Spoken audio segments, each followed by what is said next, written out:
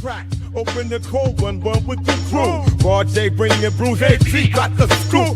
Midwest vibes, pouring pints, yeah we grinding. Shells of Fox and Morse, keep your minds rewinding. Across the state, spread the word, that's how we do. From the grass to the cans, always something new.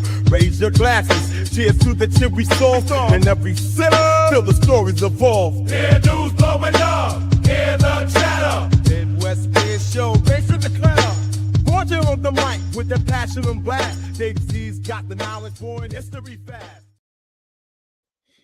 Yeah. What is up, everybody? Back for another Midwest Beer Show on this special edition, July 2nd, Thursday night, ahead of the 250th of the country. So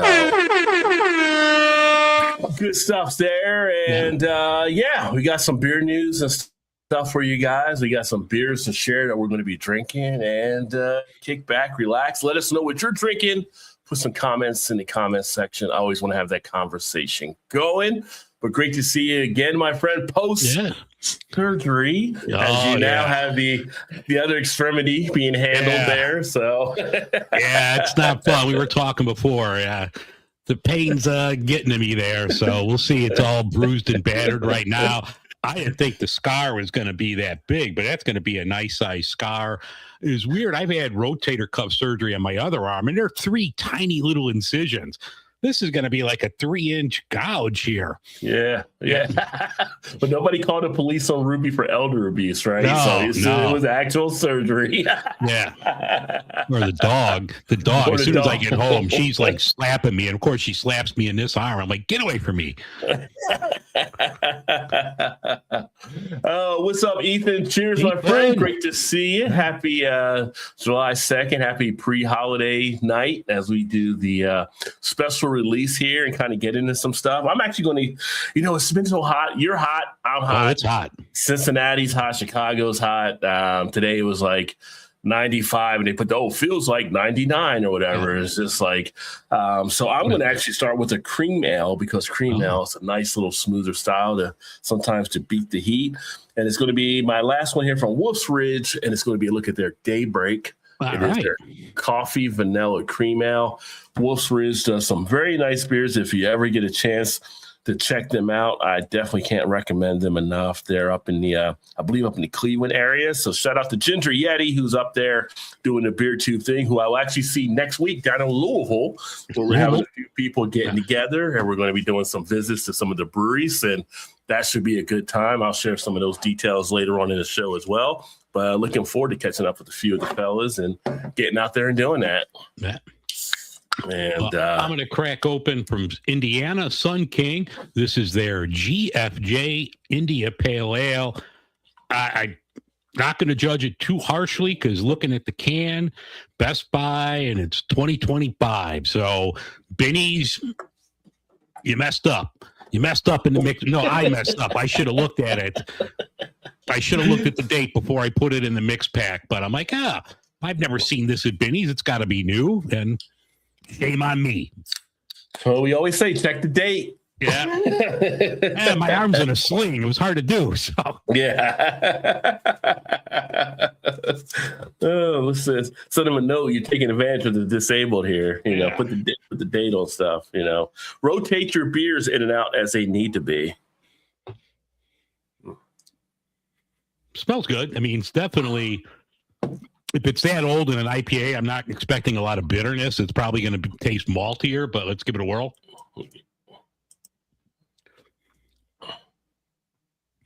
Decent. I mean, I'd like to try it fresh. So, yeah, hard to kind of stand out right now, I'm sure, since it was there for a bit. But you still get like some piney or resin quality. Getting a little pine. Definite like West Coast bitterness. Like you definitely taste the bitterness here. Trying to see if it has the IBUs listed on the can. It does not, but definitely old school West Coast. Not crystal clear, but definitely not hazy. Mm-hmm. It's part of my physical therapy, lifting a beer up to the camera. Shit. 12-ounce Carol's count, man. Yeah. Yeah, this one comes in at 5% ABV. It is 14 IBU, as noted on the can. And I know the dates were good. It was this last one was kind of smudged a little bit, but they give you the good details on here. This was actually a World Cup winner. And also, I think it won some of the Great American Beer Fest too. So I'm taking a look here at the back of the can. And yeah, it's very solid. Nice coffee, nice vanilla. You get a little bit of a spice note off the coffee part of it, and smooth and cream, just like you'd expect a cream ale to be. Nice, refreshing quality. So nice summer beer. Yeah. Start getting some of the bigger beers here in a bit as well. But yeah, so July 4th upcoming. Talk a little bit of stuff about that and everything. I'll ask you, we'll ask some of the viewers out here. July 4th, what are you putting in your 6-pack? Hard to say, it depends. It's so hot here. We're not hanging out. We're not going outside. There's no barbecues. It's just too hot. So I don't know. I'm going to make a run tomorrow and, see what I could find in my travels, but I'm probably going to do something, a little lighter. I grabbed at Costco their Kolsch that's just fantastic. So that's a nice, easy drinking one. Maybe get something bourbon barrel aged just as a nightcap because it's a holiday, but I'm off of work now for a couple of weeks. Every day is a holiday to me. Very true. Very true. Yeah, I was thinking maybe like, because there are so many different types and different breweries out there, but maybe like styles and stuff. So, something like a cream ale could be something there. We got Lasurgi saying a chelada. Nice. There you Chelada go. action there. Yeah, I have a chelada in there. Definitely, you're getting them, I think, more of the lager type feel on some stuff. As we already know, that's happening anyway, but definitely a nice Pilsner would be something nice to have in there, I think. Yeah. Depending on what part of the day it is, I'll always make room for a Rouse beer. So that can always work in my thing. It's kind of like, do you put an IPA? If you do an IPA, do you do a hazy? Do you do a West Coast? I feel like as you get into kind of this part of the year, I might be more leaning towards a hazy. If I put one IPA in, it might be a hazy IPA. I just feel like some of that fruitiness and stuff might kick in a little bit more for me. Yeah, the only thing with like the heat, like you don't want to be pounding down 7, 8, 9%, killer beers because you're just going to be wrecked. It's too hot outside. So yeah, I think definitely I'm going to lean into something more moderate. Have a couple of them, nice lagers. I'll have this Kolsch shear from Kirkland and Kolsch, very nice. Yeah. Maybe I'll hit Dovetail or something tomorrow in my travels and see if I can. Maybe if I find a Rauch beer, I'll get one in your honor. Yeah, well, there you go. Do you put an NA beer in the 6-pack? I would. I'd, get something from Go, something from Best Day, the two people that I've, worked with. I like their stuff a lot. So, yeah, it's a possibility. Okay, there you go. You kind of mix it up a little bit. And, speaking of beers you can put in a cooler, we can give you that first one free, or not us, but Anheuser-Busch, they're offering to cover 21 plus Americans beer tab to celebrate America's 250th birthday. I don't know if it's still available because it started like last week and I signed up as soon as I saw it. And actually, like 5 minutes before I logged on, I got the email. Oh, here's your link. So you get like one of those prepaid debit cards. You get like a virtual card with $6 on it. So I'm like, all right, maybe I'll just go to the store and get a couple stovepipes of Budweiser for. I mean, you don't have to. You could use whatever you want to use it. You don't have to buy Budweiser. But I'm like, all right, you gave me the $6. I'll have a king of beers. Oh, okay. So I thought they were going to give you something. I know it's a digital card for the 6. Yeah, I thought it had to be something for Budweiser. No, you just sign up. Well. You just signed up. Give them your name, your date of birth, your email address, and then like I said, and maybe 45 minutes ago, I got something email. Oh, here's your link to redeem your virtual card. So I'm like, all right. So I just added it to my wallet, and I'll use that to get a couple. Like I said, I'll probably get a stovepipe and a king of beers. There you go. Well, it does say while supplies last. So if you want to get that free beer, check them out. Check out the website. I think it is. It's the Anheuser-Busch website you went to, or Budweiser. It was like Budweiser.com/America tab. Yep, there it is right there. So, yeah, you could just sign up Oh, there. us.budweiser.com. Oh, okay. Yeah. America tab. But, yeah, hey, $6 is $6, you know. You know, there's nothing wrong with a free beer from time to time, right? You know, even if it happened to be a Bud, like I said, you don't have to use it for Bud, like Dave said, but, you know. But, you know, they were kind enough to send it my way. Maybe I'll get a Goose Island bomber. Keep it in the AB family. Grab yourself a 312. Speaking of Goose Island, and now it's not their fault. They have this location here in Chicago, this Salt Shed, which used to be, if you knew Chicago, or even if you've driven through, you'd see the Morton Salt factory as you're driving on the expressway. Well, they turned that into a music venue. Anheuser-Busch has a brewery, not a brewery, but like a tap room there. I won a $25 gift card usable there. So yesterday I'm like, all right, I'm off. I'll go at noon, right when they open. You can't park. There's nowhere to park there. I drove around like 3 times, couldn't find a place to park. I'm like, I don't know. If anyone's going there, I'll send you the card. It's like, it was one of those things we mentioned. It's so hot. I'm not walking a mile away just to get a beer. No, it's too damn hot. No, it's the heat is challenging. Yeah. What you may want to do. It's funny, at work in my office, I came down to take a look and trying to figure out what to go. Last time we have a couple places in our building where we can get actually food, which works out well. But I just came down to kind of look, and it just looked hot out there. You can always tell how hot it is if you watch how people are walking out there. The slower they're walking, the hotter it usually is, right? So just turned around, stayed in the air conditioning, and went inside and got a sandwich or whatever. But I'm not walking any further than I need to when it's hot as it is. So even when we got a parking garage, like to walk from the elevator to the car, it's almost like, really? I couldn't get any closer. I got my do-rag on. I got like one of those cooling cloths around my neck. It's still too damn hot. Yeah. We got a happy hour event next week that we'll be going to, and it's about a 4 or 5 minute walk to go there, but I'm hoping the weather breaks that it's not as hot. So shout out to Ray in the house. Alkins. Cheers, my friend. Great to see you, brother. Are you talking about the giving away of beer? That you don't do that in Canada? They don't give you like. You didn't get one yesterday for Canada Day? They didn't. No free Molson? I thought your guy Rob down there in Toronto loves to give away stuff for beer. So wish I had more time to explore Chicago when I was there. Yeah, well, you can always come back. You can always come back. Yeah, it's always some good time around Chicago to do stuff. No free beer up here. Because all your money goes to the healthcare system. So I'll send you a Budweiser, Ray. Don't worry about it. Yeah. Which has been interesting watching just some of the reaction that people around the world have coming to America for the World Cup. Like apparently some of the Europeans were just amazed at some of the places where they get free refills. Because they don't get free refills over there. So they're like, what's this refill thing? So you can literally sit here and drink more and more. There's no extra charge for it. It's like, we have that. And then they started doing the sausage and biscuits and all the other stuff that makes us the nice fat Americans. They're going to go back like looking for shit they just can't get over there. You're not finding the Waffle House. Waffle House in the UK. Yeah, I've seen some go to the Waffle House. I've seen some go to the Buc-ee's. There's stuff over here you're just not going to get over there. So enjoy it while you're here is what I say.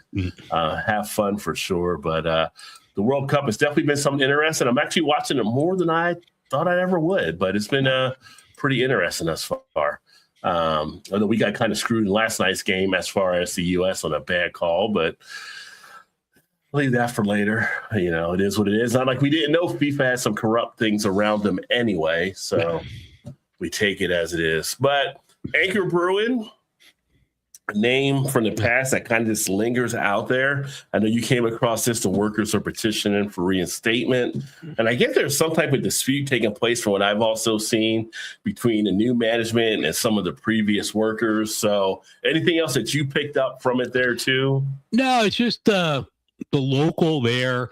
They're trying to get their people back, which that's the job of a local. Yeah, you want to, get your jobs back if the people want it. I mean, it's been a couple years, maybe a lot of these people have found other work and they don't want to get back into it. But for those that do, the union's trying to get them back. They're saying, they could sign new union cards or whatever if they want to, like renegotiate or get something else. So I just thought that was pretty interesting. There's, been signs in the last month or so that, things might be coming back to life pretty soon with Anchor. So hopefully the people that were working there, prior to Sapporo shutting them down, hopefully they could get their jobs back. I mean, you're starting a brewery up, you'd like to have people that knew what they were doing ahead of time, know the equipment. So I think that would be a win-win for all parties.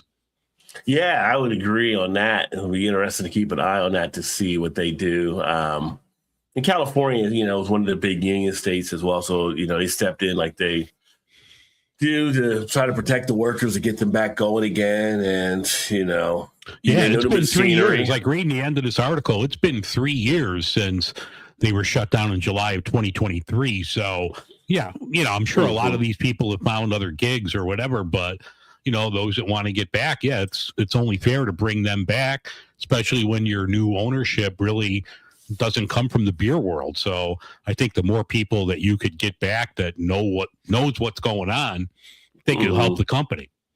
And when they would know like a lot of the machinery and all that kind of stuff there too already, right? In LA, they're used to that production facility, so it would definitely work to get them back in the mix. Yeah. Ray said he has a Blizzard brew in the fridge.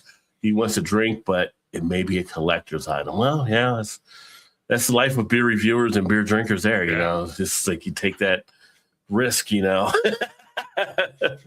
he said, cheers. He had to run there, but right. Great to have you stop in for a bit. Thanks for stopping by. Yeah. It's like some of those beers you pick up sometimes and you're like, I just want to drink a beer, but maybe you don't want to do a video or review it. And it's kind of like, then you have it, you're like, oh, I should have done a review. This is an excellent beer. So sometimes you just don't know. There's sometimes like you get home, it's a hard day at work. You're like, I just want a beer. I don't want to set up a camera. I don't want to, plug in the microphone and do all this. And halfway through it, you're like, God damn, that's a good beer. And we had Lakefront Brewery. Yeah, they launched its heat advisory menu to protect kitchen staff and maintain quality during summer heat. So that's kind of interesting. Yeah, that's cool for them. Yeah, I don't think I've ever seen anything like that before. No, up in Milwaukee, Lakefront puts out some really good stuff. So I mean, they're going to have lighter dishes, seasonal ingredients, something that's like quick prepped, so you're not going to have somebody standing over the griddle or standing over a stove all day long. So, cool for them. And, it's that hot out too. You want something lighter, pasta salad, something like that. You're not going to want to sit there and chow down on, T-bone or something like that, or a porterhouse. You want something light. Yeah, no, it makes sense. The other day, it was kind of like trying to pick out something to eat for lunch. Like I mentioned, we have a couple places in our building, and it's like, didn't want anything heavy. One place you can get burgers and all different types of stuff. Another place is more like a pantry type thing, and it's just like, just give me like the chicken salad wrap, right? Something easy. And even when I was eating that, I was like, it almost felt a little heavy because of the heat and everything. But, it's just, you wanted that lighter type fare sometimes, just like that nice crisp salad or whatever. So good for them, looking out for their employees as well. And for the patrons, getting them something a little bit more lighter where they're not weighed down and being affected as well. So nice planning on their part. And looking at like their menu for the heat, I mean, it's still pretty good stuff. They got a cold smoked salmon salad, beer brine chicken wraps, and like Wisconsin cheese boards, vegetable bowls. So I mean, that sounds pretty good. Sign me up for a beer brine chicken wrap. Yeah.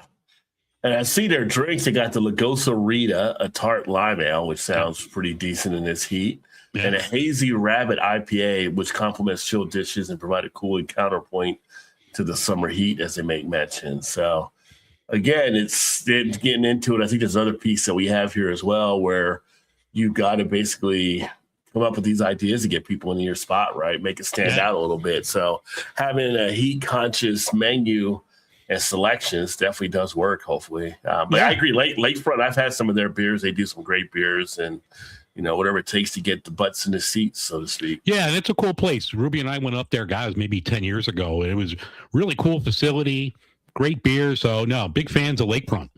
Okay, excellent. And how's your beer going, by the way? Did you finish already? You still knocking I it got out? a little left. I'll grab one more in a second. You get this one McHenry Craft Beverage Trail, sip and sample. Yeah, I like the McHenry sip and County. the sample. Yeah, so, I don't know if you want to call it a suburb. It's a little farther than the surrounding county, but it's not that far of a drive, maybe an hour or so. But they're going to do this craft beer trail, beverage trail that started yesterday, July 1st, and it's going all the way until March. So there's an app that you could download if you're in McHenry County. If you stop at these breweries or distilling places, I guess you could check in, and then if you hit all of them, you could get a T-shirt. So not bad if you're in the area, get a free shirt. It's only 8 locations to stop in and see, so you could knock that off in a good weekend. But some really good breweries like McHenry Brewing Company, they're good. Kishwaukee, I'm a big fan of Kishwaukee. You just got some Kishwaukee beers. Yeah, I just saw them at my Binny's, so they were really good. I'm a huge fan of Kishwaukee. Crystal Lake Brewing puts out some good stuff. There's a place called Carey Ale House. I'm not familiar with them. Scorched Earth is really good. So Hopped is good, and More Brewing puts out some great stuff. So, a couple of these places I'm not sure about, but the ones I know of are really good. So stop, grab yourself a beer, get yourself a T-shirt. Or they do have Rush Creek Distillery. Grab yourself a whiskey, maybe, right? You could do that too. Yeah. So knock off. Not familiar with them, but that wouldn't stop me from going in and trying something. Yeah, wouldn't stop me either. So I would definitely give them a try there. What's up, Nate? Cheers. What's this channel content about? Beer, drinking, beer news, beer stories, beer about anything, and some other fun stuff that we get into. So, but definitely a beer-driven channel for sure. Mine, as well as Dave's for Beer in Front. So, depending where you're watching us at. Yes, it is. It's Beer 30, which yes, sir. There should be an official thing for Beer 30 every day for people. I guess there probably is unofficially, but I'm all about the Beer 30. So McHenry County Beer Trail, and that's all through Illinois too, right? Just to make sure. McHenry County, Illinois. Yeah, it's like depending on where you are, hour and a half drive. So it's not that close to the city, but it's a really cool area. So you got some good spots out there. I know a lot of people like listen to my show that are from that area. So definitely check that out. Get yourself get a cool T-shirt and support your local businesses. Yeah, if you're looking at something to do this summer, you're in the Illinois area, check out McHenry County for sure. But you had one that came across that was pretty interesting. So you got this from like a coffee site, I believe, but Craft Beers Decline offers a warning for specialty coffee.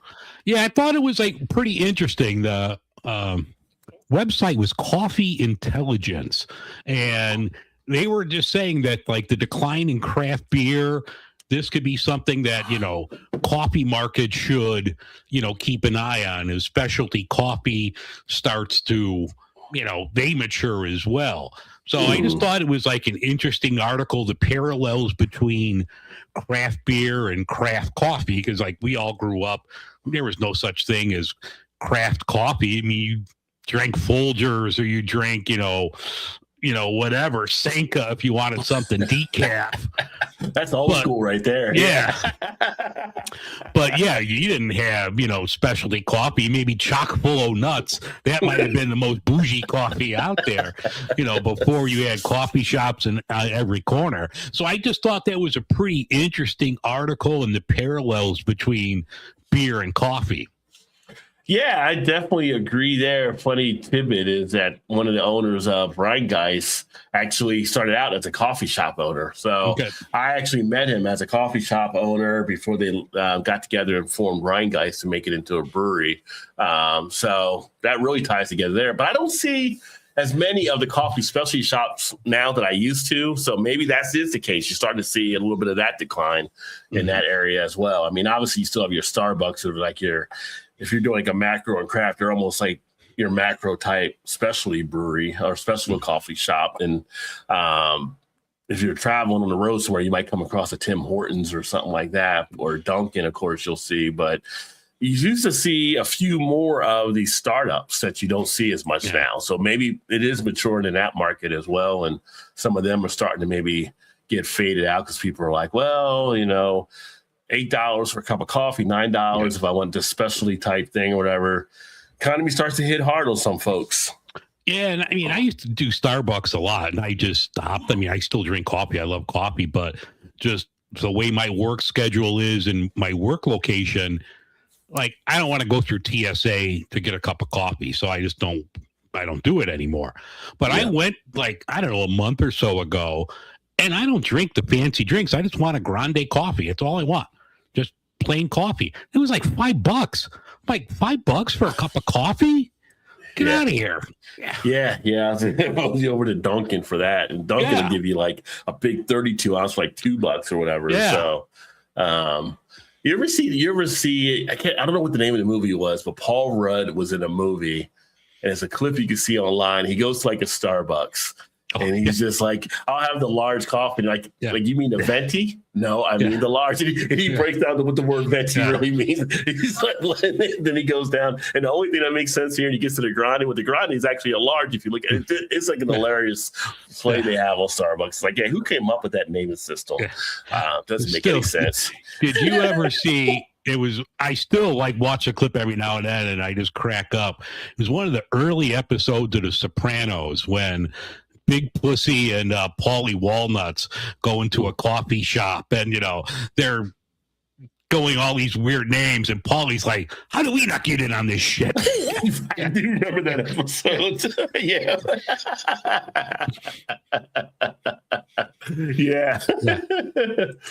Yes, sir, Mark. Hanging out, talking beer in life. That's what we do. It's just a little bit of entertainment, having fun, enjoying some good beers we're coming across, so you guys know what to maybe look for out there, or hearing what you guys are drinking that we want to look for. Yeah. So, let us know what you're drinking, and we'd like to share that kind of stuff. And both of us, both channels, Rod J BeerVentures, where you're watching now, and Beer in Front, we have all kinds of different stuff happening. We talk to a lot of people in the beer industry and share a lot of different things. So definitely make sure to subscribe to both as well if you haven't as of yet.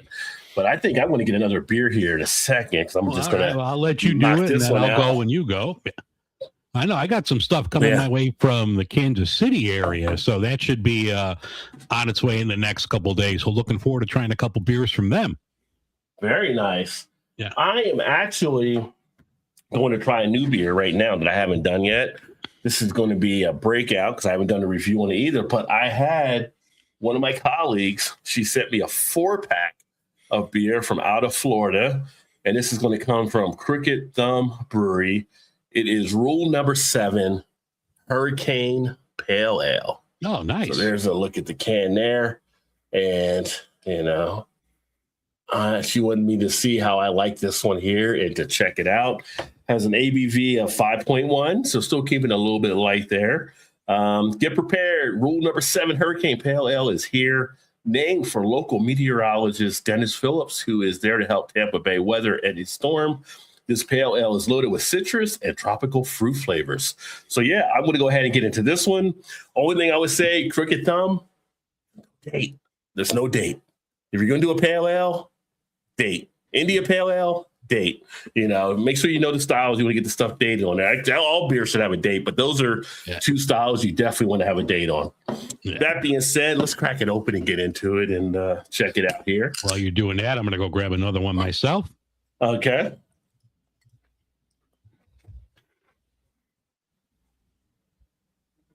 All right, there we go. Nice little pour.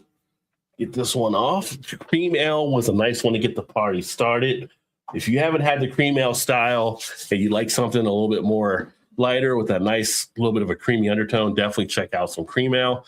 One of the most underrated probably cream ales out there is one that really, I think, got it started, Genesee Cream Ale. I like to go back and try that from time to time. When you take a look at this beer, Nice clarity to it. See right into it. A lot of bubble action. Definitely getting some resiny type notes. It's got a little bit like a stone fruit type thing taking place, but not as heavy coming out, a little bit faint. Would like to be a little bit more aromatic.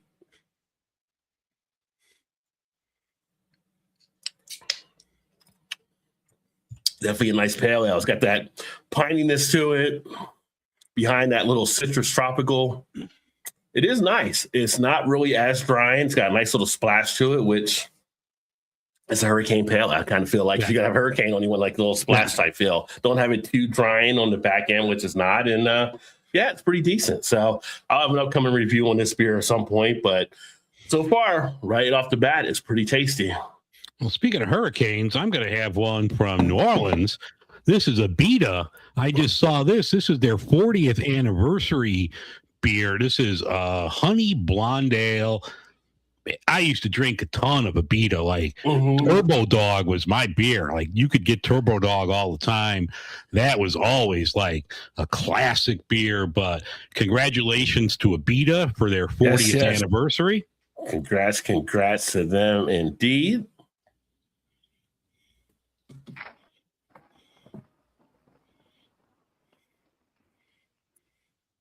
I haven't had a Beta in a long time now, but I used to get them in the 22-ounce bombers as well. Yeah. They had the bomber section for some of their beers. That's a no. That's a no? No? Yeah. This almost tastes infected. This does not taste good. I got something for you on that one.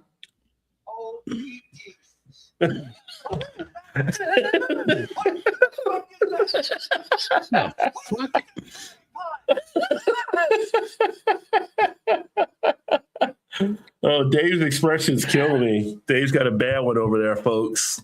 Oh, let me try another sip just in case. Poor Dave. There's nothing redeemable about that beer.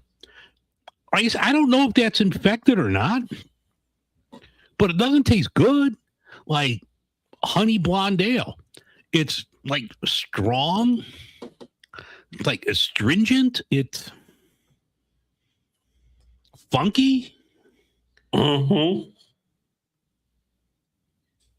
Oh, 8%. That's probably why it's got that little kick to it. I don't know. It's not good. I'm going to have to go back to that Costco lager. Just to wash the taste out of your mouth. Oh, poor Dave.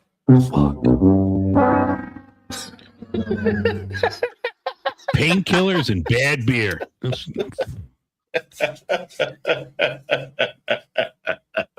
Oh, what's up, Ryan? Happy Thursday to you, my friend. Happy Thursday, Ryan. We're living through Dave's pain right now. Throw it out. Life is too short to drink bad beer. Yeah, I'm going to have another sip, and then if not, I'm going to the Kirkland, the Kolsch. There you go. I'd rather drink 40 ounces Steel Reserve before I drink this shit. Yeah, 40 ounce Steel Reserve. You know what you're getting there. I haven't had a Steel Reserve in a long time. Good long time. Maybe we should do like an exploratory night and topic of malt liquor. You know, there we go. And its effect in the beer community and stuff like that, and have some different malt liquor brands to actually try and stuff. So could be an idea. Could be something to roll with. That's a Bumline episode. We got to get our brother Bumline on for that. Yeah, we get Bumline Bob on, so you can kind of share. You can kind of be our Yoda and walk us through the whole, the budget malt liquor type. I mean, I could get Steel Reserve here. Like, I know they got rid of Schlitz. I don't know if they're still making Schlitz malt liquor. Yeah. But did you hear about Schlitz, that they're actually seeing them maybe to try to bring it back now? Yeah, well, of course, because everybody was like, yeah. Yeah. But yeah, what else? What other?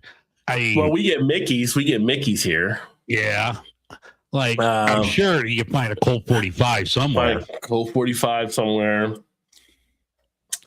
You know, they do these like malt alternative drinks, but just to get an actual malt liquor sometimes it's a little bit tougher. But I'm sure it can be done. I mean, well, Off Color here in Chicago, they put out like right around Thanksgiving. So it comes out in November and it's like an 12% malt liquor. And it's called Beer for Dealing with Your Family because you got to deal with your family over the holiday. So they made this like high ABV malt liquor. So it'll help you deal with all your crazy uncles and relatives. So that's always a good one. But there you go.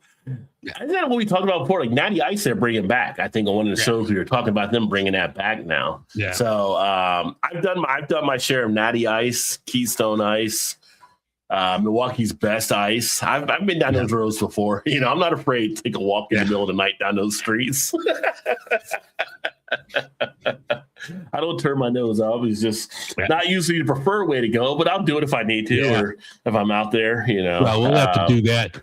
The malt liquor episode will have to be on a Saturday show because we'll both be off on Sunday to we'll need that time. We don't move like we used to back in the day. It's funny just seeing some of how they dress up some of the Mad Dogs now with new flavors and new design. It's like it's still Mad Dog. It's still Mad Dog, and just stay away from it, you know. That beer hasn't gotten any better. I'll be right back. Okay. Poor Dave. Dave has to go replenish his beer and get a better tasting one than what he had there. But I will say this one here, it is delivered as a nice pale ale, as I mentioned. So thanks again to my friend Jess that sent this up. Love being able to try different beers from other locations. Be sure to have Billy D present for that episode. Yeah, that would be pretty cool. Is Billy D even still alive though? Didn't he die like a few years ago? I have to double check to make sure. Oh no, Billy D is still alive.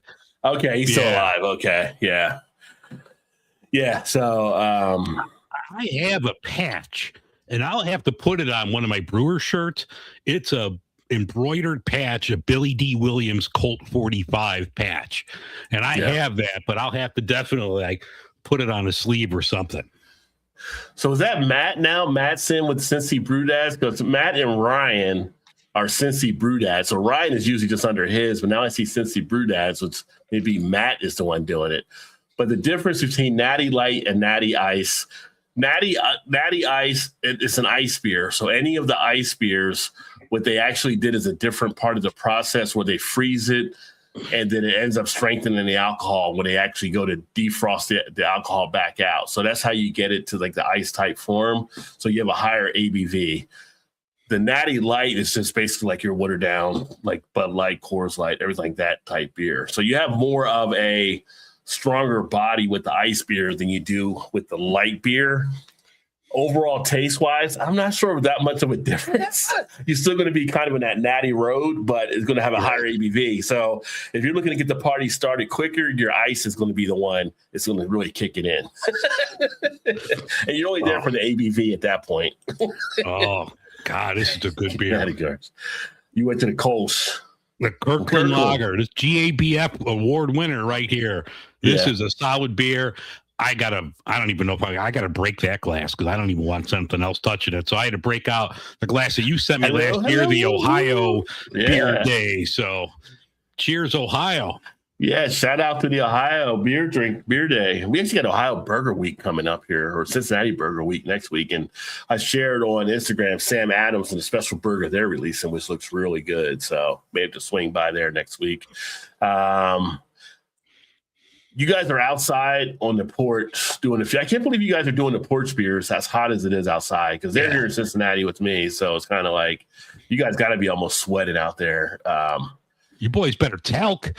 You know, it's fucking hot. You better get some fresh balls, whatever you use. You get titty sweat. You got to help, fellas. And Ryan said that's a Hellas, right? Yeah. So what you got there. So who actually brewed the beer for Kirkland under the Kirkland?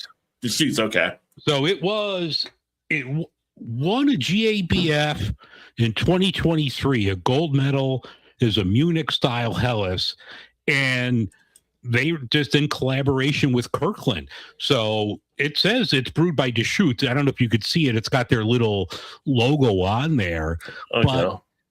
$12.99 for a 12-pack for a GABF gold-winning Hellas. I mean, you can't go wrong with that. It's a rock-solid beer for the price. You know, every time I go, I don't go to Costco all that often, but whenever I go, I grab a 12-pack of it. Yeah. Which is kind of funny because you get that at Costco for $12.99. Now, had that been a Deschutes 12-pack, you're probably paying $19.99, right? So, yeah. But that's good for Deschutes. I mean, I'm sure that's probably, they're pumping out more of that than they are of fresh squeezed or anything else. Yeah. Matt, you're not wrong. I'm sure. I went out to put the trash out because today's our trash night, so I had to put the trash can out, and yeah, it was miserable. So I know how you're feeling out there. You definitely better shower to get back in. Yeah. It's definitely a sauna outside. Although right now it says, 90 degrees still. So hasn't even gotten into the 80s yet. 91 here. Yeah. 7 brewers were asked, what's the most underrated macro beer? Underrated, not overrated, underrated. Huh? Coming in, one of them is Kirin Original. I couldn't tell you the last time I had that. But I remember I didn't hate it. Yeah. Well, the Kirin I usually have when I'm like getting sushi at a restaurant, like is you have Sapporo or you have Kirin, right? So I'm having it if we're out like at a Japanese like steakhouse or a restaurant. But I don't hate it. And my wife actually she likes Kirin and she likes Sapporo and that stuff. I think it's it's decent for what they do. Yingling traditional lager, not another one I hate either. Coors Banquet. I think Coors as a macro, I've done it before. I've done a Coors review on the channel. I think it is one of the more underrated macro beers out there. So I can definitely agree with that. Superbock. Now I've never come across Superbock. Superbock is a solid beer. It's probably the top beer in Portugal. So when I was there 2019, I drank a lot of that. That was fantastic beer. I love Superbock, and reading that it's popular in Massachusetts, I'm going to have to see if we could get that over here. I mean, no, that's just a solid macro beer. I drink that all the time. And that one is owned by Carlsberg. Okay, yeah. So I've had some Carlsberg beer before. Now the next one, it's not underrated to me because it's the only beer I've ever had to drain pour somewhere. Yeah, Lanny Kugel Summer Shandy. It's too sweet for me. Yeah. I just feel like it's just not one of those ones I want to pick up and drink. And I've tried more than once. It's just not my thing. So that's one on the list I can't go with. That's diabetes right there in a can. Yeah, just go get a lemonade and call it a day. Yeah. This one's interesting. Guinness Zero. Now, I haven't done that one on a non-alcoholic. I have had people tell me they actually do like the Guinness Zero, but if you're looking for NA beer, that might be one to give a try. That's always pretty popular. Yeah. I didn't hate it. I just thought there were better things out there. Like, if someone handed it to me, I would drink it, but wasn't my favorite NA, but it's better than this Abita shit I have right here. Yeah. Poor Abita. 40th anniversary. How?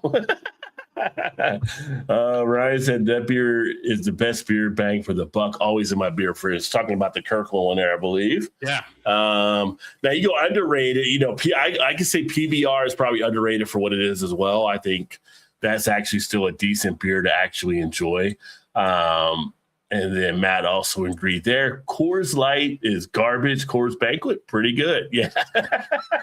2 different things there for sure. Yeah. And we were at Rock Bottom one time, and one of the guys we were with, he was from actually in Colorado, and Rock Bottom has their own beers for anybody that does a Rock Bottom. And he was asking like if they had Coors Light or whatever. It's just like, and the waiter's like, sure, we have water. That's not what you want, a glass of water? I thought it was like hilarious. Roller Rock, underrated? Roller Rock? I don't know if it's underrated. I mean, I've had Roller Rock in a number of years. Yeah, I think that's coming up. That beer's coming up in another segment that we have here. Yeah. I haven't had Rolling Rock in 100 years, so I don't want to say anything about it, but I don't remember loving it when I had it. Yeah. I mean, in college, it fit well. I mean, it was one of those college beers you just drank. Probably could benefit from doing like some of the old school, take a walk down the road and see some of the other beers that we used to drink that maybe we don't drink as much anymore. And Metalheads, you're right. Drink what you like for sure. Absolutely. So the big thing about being a beer is like, don't be a beer snob, right? Let people drink what they like. So it's If always you fun like to talk it, about it's you. different stuff. Yeah. Yeah. No complaints on that one there. So yeah, kind of interesting on the underrated stuff. But then the other thing, which was great that you have found out there, discontinued beer that you would bring back from the dead. So this should be an interesting list here. A couple Firestone Walker beers here. Yeah. And they're both great. I remember having both of them, the Velvet Merlin and the Pale 31, which I thought were really good. It sounds like both of these they might bring them back as a one-off, and maybe it's just out in California, but those were solid beers. And talking about Rolling Rock, here's another one.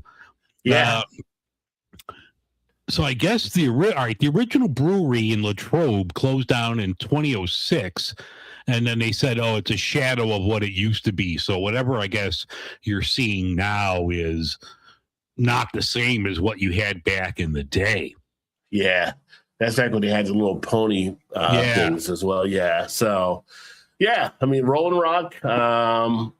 You also had Firestone Pale 31, which, Pale 31, in the words,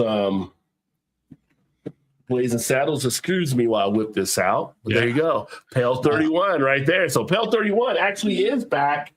It was part of the recent Brewmasters Collective, but I'm hoping they actually restock it in some of the stores as well, because it is a great beer to sit and enjoy. So I've been kind of just taking my time going through those because I don't want to drink them all too fast. Anchor Steam is on there, so that was, that was really good. The Anchor Steam, I mean, I loved that beer. So hopefully, that comes back soon. Speaking of beers that are forgotten, did you see that New Belgium has put out the original Fat Tire as a limited run with the original design on the bottles? So I picked one of those up and did a piece for the podcast, and that's still a solid beer. Yeah, they need to get rid of the new one and just keep the old one. Yeah. Just go ahead and, we messed up. Just like take the L take the L like Coca-Cola did and just bring it back. And then McKellar, George Bourbon Barrel Age, which anything from McKellar has always been phenomenal, anything I've had from them. So I can only imagine how good that actually was. You also had the Cisco Brewers Summer of Lager. Not familiar with that one. I don't know if you ever come across that. You know what? It looks familiar. I might have had it when I was out that way, but I couldn't tell you anything about it. Yeah. And then we have Westbrook in their Two Claw, which Westbrook does some great beers. So I haven't had a Two Claw, but would definitely check that out. But they do a lot of good stuff with their sours now too. So Westbrook is pretty decent. So any discontinued beers that you would actually bring back given the opportunity? To bring them back, yes, but would they sell? Probably not, because there's a reason they were discontinued. Like, I would love to have a Pete's Wicked Ale again. Drank a ton of that. Remember, they changed their name, but Dixie, when they had the Black and Voodoo, and they had the Crimson Voodoo. Like the Black and Voodoo, I enjoyed. I thought that was a really good. I think that was like more like the Merzen style beer, but that was a really good beer. Yeah. Yeah, there's some out there. I mean, I've always said, like, I wish Stone would bring back their Mocha IPA because I was a huge fan of that. And that was just a colliding of the stout and IPA worlds, and it just worked fantastic together. But like you said, will it sell? It's kind of that specialty type feel to it, so it probably wouldn't sell as much. But just to have back, if they said, can we make you a private stash of anything? Yeah, make me a private stash of the Mocha IPA. So I can have that on hand. That was one of my favorites to actually do from back then. And of course, we don't have Rogue anymore, but the Dead Guy Ale was always a solid one that they actually will put out. They experiment with different stuff, but Dead Guy Ale and the Dead Guy, I think the XS was, both of those versions were really good. So even they had like a chocolate stout. Yeah. They had a tap room in San Francisco, which is funny because I think we have another tap room in San Francisco story coming up later, but Rogue had a tap room in San Francisco and having this chocolate stout on draft, and like you put it up to your nose and it was like Nestle Quick, and you're like, wow, what's this about? And then you drank it and it's like, oh shit, this is really good. Yeah. I will say, and we'll talk about them in a little bit here as well, but Ballast Point Victory at Sea would be one I would definitely say bring back, because that was his top of for anything like an Imperial type porter, they kind of held that down. So I would love to see that come back out again. Even some of their variants, like they would put out, did you ever have like the peppermint Victory at Sea? I've had some of their variants. I didn't have the peppermint one. Peppermint was really good. Yeah. They had a peppermint. I mean, God, all of their stuff, back in the day was good. I don't know what they're, just churning out now in just San Diego area, but like their sours were really good. I was a big fan of their grapefruit and pineapple sculpin. I think we talked before about the habanero, which that was the only one that was off for me. Yeah. But the pineapple on the other one, and then their manta ray was another good one they actually did too. That was another solid one. So yeah, it's there's a few. With the thing you have with you can do it all day with craft beer because some of these things they only release one time, right? But ones that were kind of like the main staples are kind of what I'm kind of looking at there. And Victory SC was like their main staple that they had, and then they had the variants that offshoot from that. But yeah, I would love to see that come back again. Ryan said we did a porch review of Roll Rock recently from a can, not a bottle. It was surprisingly solid. Okay, all right. Yeah, people's palates change, and people say, well, they lost something here and there. You never really know. It could be just your palate changed as well. I mean, when we enjoyed these as, in high school and college, I mean, this was before we discovered hops. Now we're drinking, Imperial IPAs, hazy IPAs that are just loaded with hops. So, yeah, you might say, oh, it's not as good as it used to be, but it's probably the same beer. It's just we've evolved. Yeah.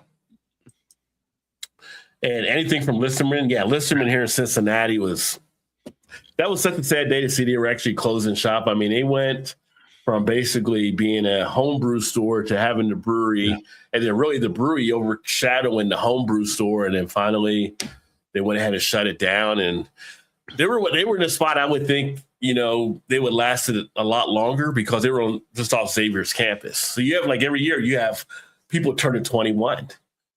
So you would think they were there. You can't hear me. I can hear. My thing is blinking. People should be able to hear me.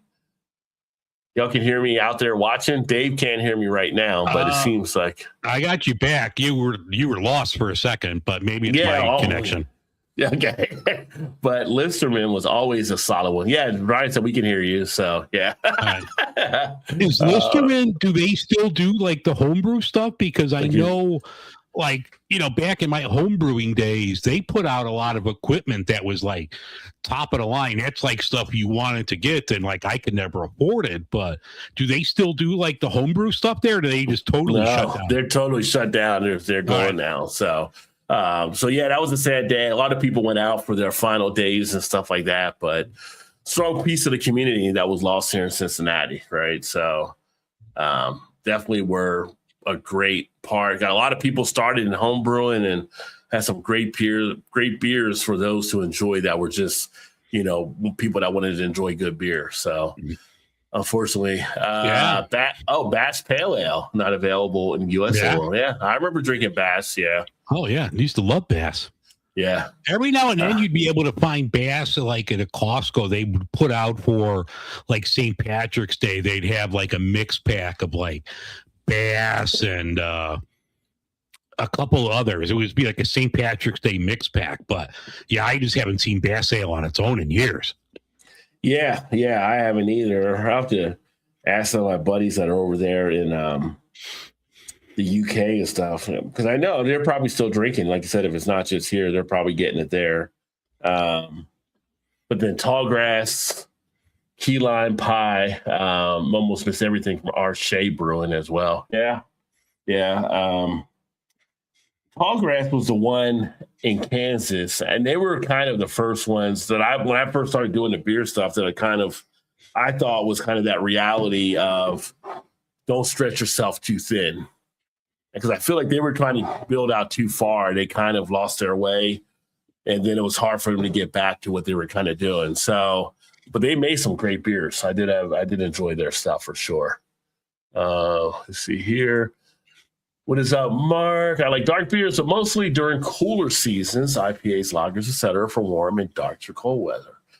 Yeah, there's a lot of people like the seasonality of the beers. I pretty much can drink anything all year round, although I wouldn't prefer. Like, I don't want to crack open a 14% barrel aged in this heat that we're actually facing right now, right? But I can sit here in the house with air conditioning. Well, we've done it. I mean, I've got the air conditioning, so I can sit here and do that. It just usually it's that mindset. Sometimes when you're doing you're going through some beer sessions, it's that feel that hits you. You don't want that heavy type thing. And like this type of year, I like a lot of gozes. I like to get a lot of those with that sour and that kind of salinity type feel to those. I like a lot of Kolsch's around this time of year. Those kind of like refreshing type things. God, I remember last year. So it was August, and there's this Oak Park, which is a suburb of Chicago. They have their big beer festival, and they invited me as like media member. So I'm like, all right, fine. I was off that day. I was off on weekends. So I go down there, and it was miserable, like this 90, 95, just hot as Hades. And because we got in early with media, you got to go in and like, oh, we have like a special keg. And it was like this Goose Island, Bourbon County variant. And they gave us like, all the attendees had the little, the festival glasses. We got pint glasses. They filled this up. That was the first thing we had at like 11:45 in the morning on this 95-degree day. It's like, holy shit, there's no way I'm done after this. It was really good. Yeah. And I drank it. But I'm like, God damn, it's too hot for this. Sometimes the media perks can backfire on Steve, right? Yeah. Yeah, you will. Well, that's the thing. I actually do have their barrel aged from Wanderer Monsters, and I do want to try it. I just haven't gotten to it yet because of all the other beers I got in front of it right now. I'm trying to go through. I'm probably to the point where I can take a break from IPAs and other pale ales and get back into my stouts. So Wanderer Monsters will be coming up soon on one of their beers. Give it a weekend. Is this weekend for the 30th anniversary? I thought it was going to be like next weekend. Your guys' anniversary is next weekend, right? Cincy Brew Dads, I believe, because I'm going to be in Louisville next weekend for the get together. Yes, Mark, you're right. Role Models. That was the movie with Paul Rudd. It was in the Starbucks and like with the attendant there, which good, funny movie. So, which I feel like the guy that Paul Rudd was starring with, he was Stifler in American Pie. William Scott Thomas, Sean. Oh yeah. I feel like somehow he got blacklisted out in Hollywood somehow, but I thought he was funny in the movies he was in. Yeah. Speaking of Voodoo Ranger, I've had 7.0 ABV. IPA. Yeah. IPA. I read that too fast. I'm like Ron Burgundy. You Reese was ever on the teleprompter. Yeah. So, 7% ABV, cold and refresh. Yeah. I've done the Voodoo Ranger series and stuff, and it's funny. I still get a lot of views on the original Ranger that I did from back in the day too. I can go through the Rangers. I know, Dave, you have a different take on it a little bit more than I do, but that Galaxy Force was the one that was just like, yo, this is just totally to get somebody lit. Not really that great, 11%, like, but yeah. When you're too bougie to drink Four Loko, you'll have that. Yeah. Oh, this is craft beer. So I would temper expectations if you end up getting that G-Force one. Yeah. Your party's next weekend. Yeah, because unfortunately I'll be down in Louisville for a YouTube get together. Is the Water Monster before or after the peppermint gingerbread? I gotta still do the gingerbread beer. You're right, from Nine Giant, which is actually right here. Got one of the other beers falling out of the. Got too much beer in the cooler. I got beers jumping out. Like, drink me next. I'll put that right there. This is one that I got from. We're talking about from Nine Giant. See if I can get it closer. This is a Candy Floss. It's a gingerbread beer. So I'll just tell you, it's Candy Floss, gingerbread, and candy canes, molasses, vanilla beans, ginger, cloves, cinnamon, milk, sugar, and peppermint, barrel aged. This one is at 13.3% ABV, 47 IBU, 50% bourbon barrel pastry stout, 25% maple bourbon barrel imperial stout, 25% wheated bourbon barrel Russian imperial stout. So yes, I still have to do this one. It is still here. It will get done at some point. It's just hasn't happened yet, but it will. It will. And shout out again to them for providing that beer. It was very nice to do so, and I'm looking forward to drinking it.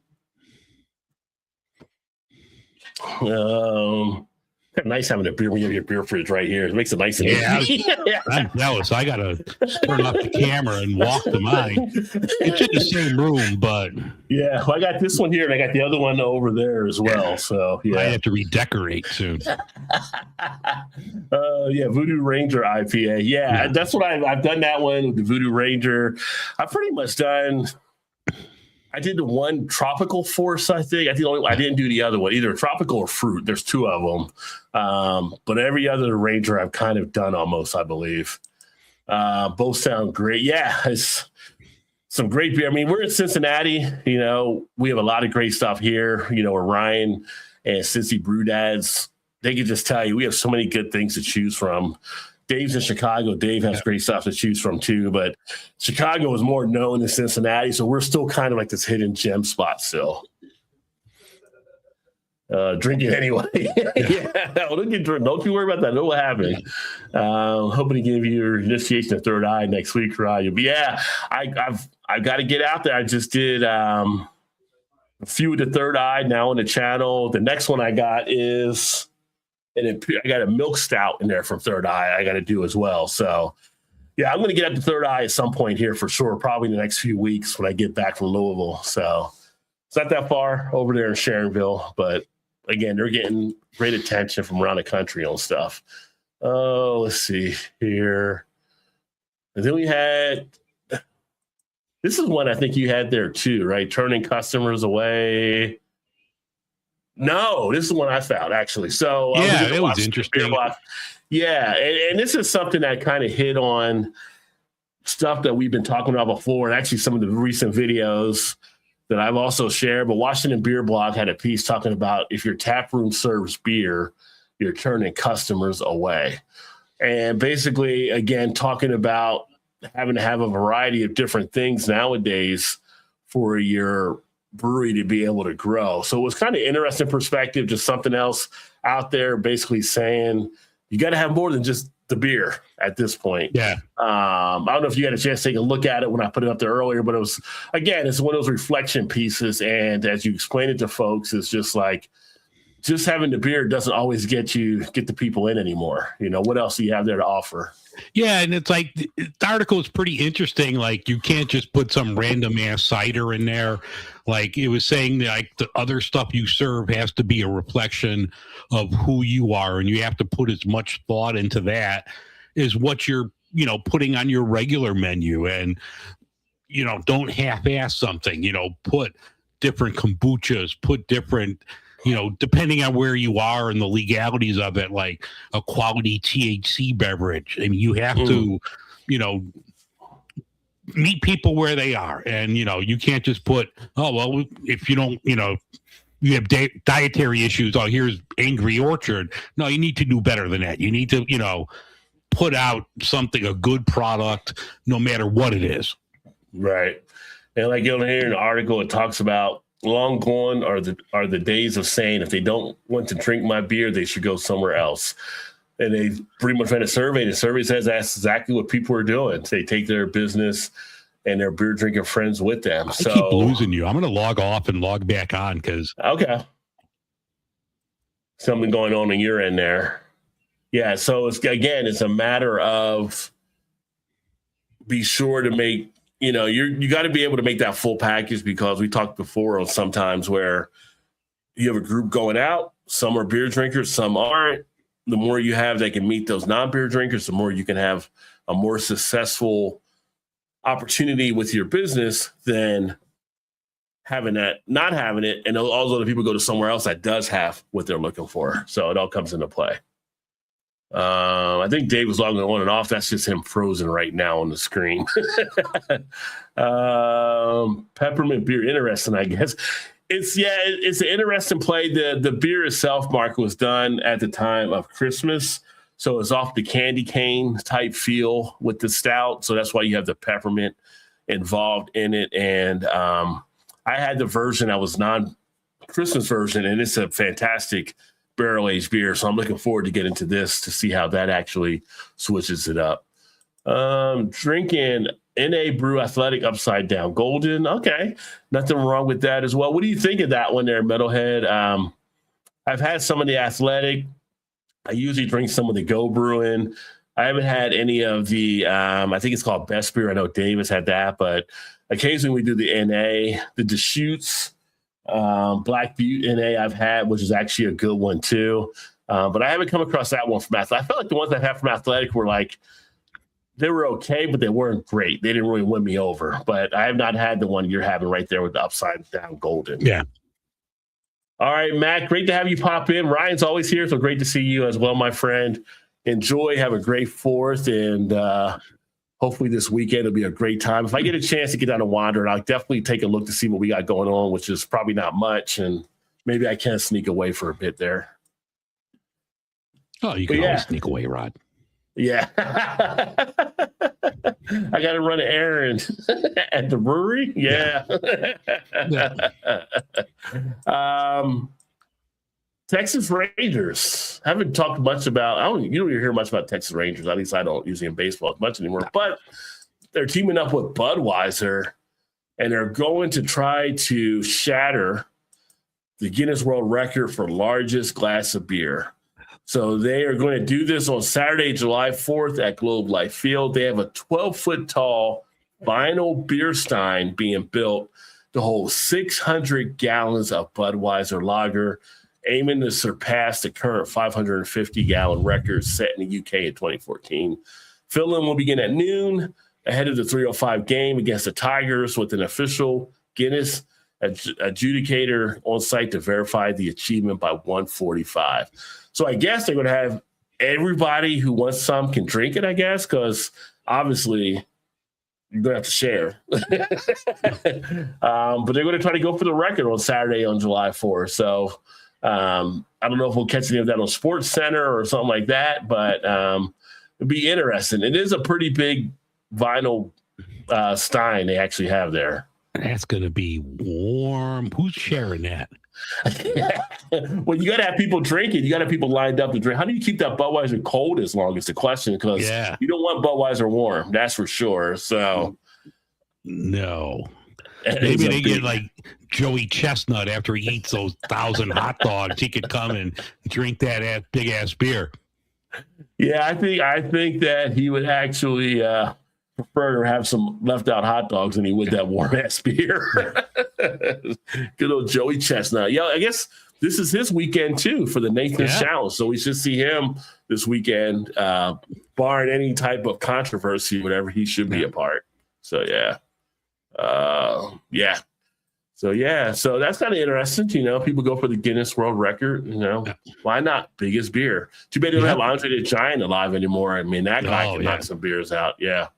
There was a piece that came out talking about 72% of July 4th partiers plan to buy beer and spirits. So they're seeing like the intent grow now of what people may be doing. So we keep hearing about beer going down. Well, almost 3/4 are going to be buying beer, they're saying, for the holiday this weekend. So maybe beer's back on the uptick again. Yeah, but I mean, it's always a beer holiday. I mean, the weather's warm.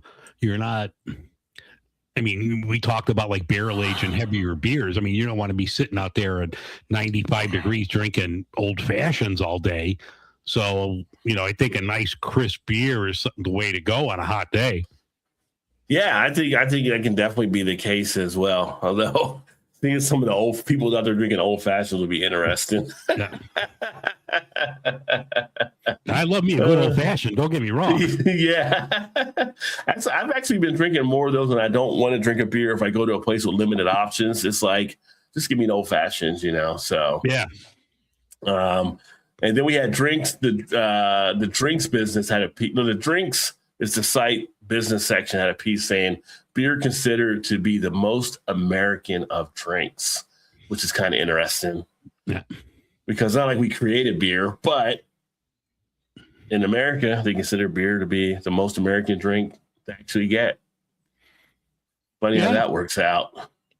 Yeah, I mean, I could see that. I mean, definitely both of us. I mean, we do what we do because of beer. So yeah, I definitely, still see that. And I think beer, while it may not be as robust as it was 5-6 years ago, I still think there's room for growth. And yeah, no, I agree. Yeah, they say among those who view beer as part of the American tradition, 80% associated with 4th of July celebrations and 80% with cookouts. I feel like, I mean, it doesn't feel right if I grill out and I don't have a beer in my hand at a time. You know what I mean? So I definitely want to have that beer to my side as I'm grilling. So I can see that with the cookout. And yeah, you're hitting the cooler at the 4th of July gathering or Memorial Day gathering or basically any type of outside gathering. Like, where's the beer? It's one of the first questions that comes up. Oh, it's in the cooler over there. So, yeah. But you think of beer, like, why not Germany? Why not, Belgium, yeah. Belgium, like that, we know country-wise, Czechs drink the most per capita of anybody, so why not over in Czech with the Czechs? So, yeah, it's interesting. But, we'll take it as America. We have no problem holding that title of having the American beer experience. So, yeah. Come over and enjoy. We do have the beer snake at sporting events. No other stadiums have those that I've seen. See? Oh, you're good. I might actually call them Cindy now because of that. Yeah. So, oops, lost my headset. Yeah. I can now call them Cindy Brew Dads. Great brew. I don't drink regular beer anymore. Been sober over a year. There you go. You have to have the beer to balance the spatula or the tongs in the other hand, right? You feel off balance if you don't have that beer in your hand, Drinking one and flip the burger in the other. Let's see here. And we mentioned earlier, I was talking about Ballast Point. So that was kind of interesting. But Ballast Point is now closing their San Francisco tap room. So it's like, wait, they had a San Francisco tap room? Like, you don't see Ballast Point anywhere, really. So, how do you know where they're even at? Didn't know they were still open on some stuff. But I guess they're still having some issues there taking place. I mean, they had a Chicago tap room that was open for a couple of years. It was a really nice place, but they closed I think they closed in 2021. Yeah. It's just been an interesting journey watching them. Like it says in here, Constellation buys them for the $1 billion in 2015, then offloaded the Kings and Convicts for a fraction of the amount of 2019. And it's not like it was a bad brewery; they were a good brewery. Oh, yeah. They are a good brewery. So it's like, what is this hex they got on them? So yeah. And by the way, we talked about it before, but if any of you guys are looking to get fans of Iron Maiden and want to go on the road, they're still looking for a beer roadie for that contest. Yeah. So you can still go in and become a beer roadie. You know, obviously Iron Maiden does the Trooper beer. Lagunitas is making a beer for them now, but you get to travel with the band here in the States for a month and pretty much be in charge of the beer. So if you got some PTO time, there you go. You would do something, you might want to take that up there. Speaking of PTO, we got to get like on the Europe plan. All these people that are here for like a month for the World Cup, like how much time off do you have? I mean, these people are here for like a month, 6 weeks going to all these games. I'm like, oh, I need to get on your plan. Yeah. Well, got to remember, over in Europe, they do things differently than we do in the States. So like in France, they don't really have sick days. It's like if you're sick, you just tell them. They're like, okay, you stay home. So it's like other countries, I don't know how they do that and they hold their jobs or whatever, but they haven't worked out somehow where they can do that. But I know they've probably been saving for so long to be able to travel over here for the games. Probably bank it every 4 years or whatever for the World Cup. Right. So, but great for them.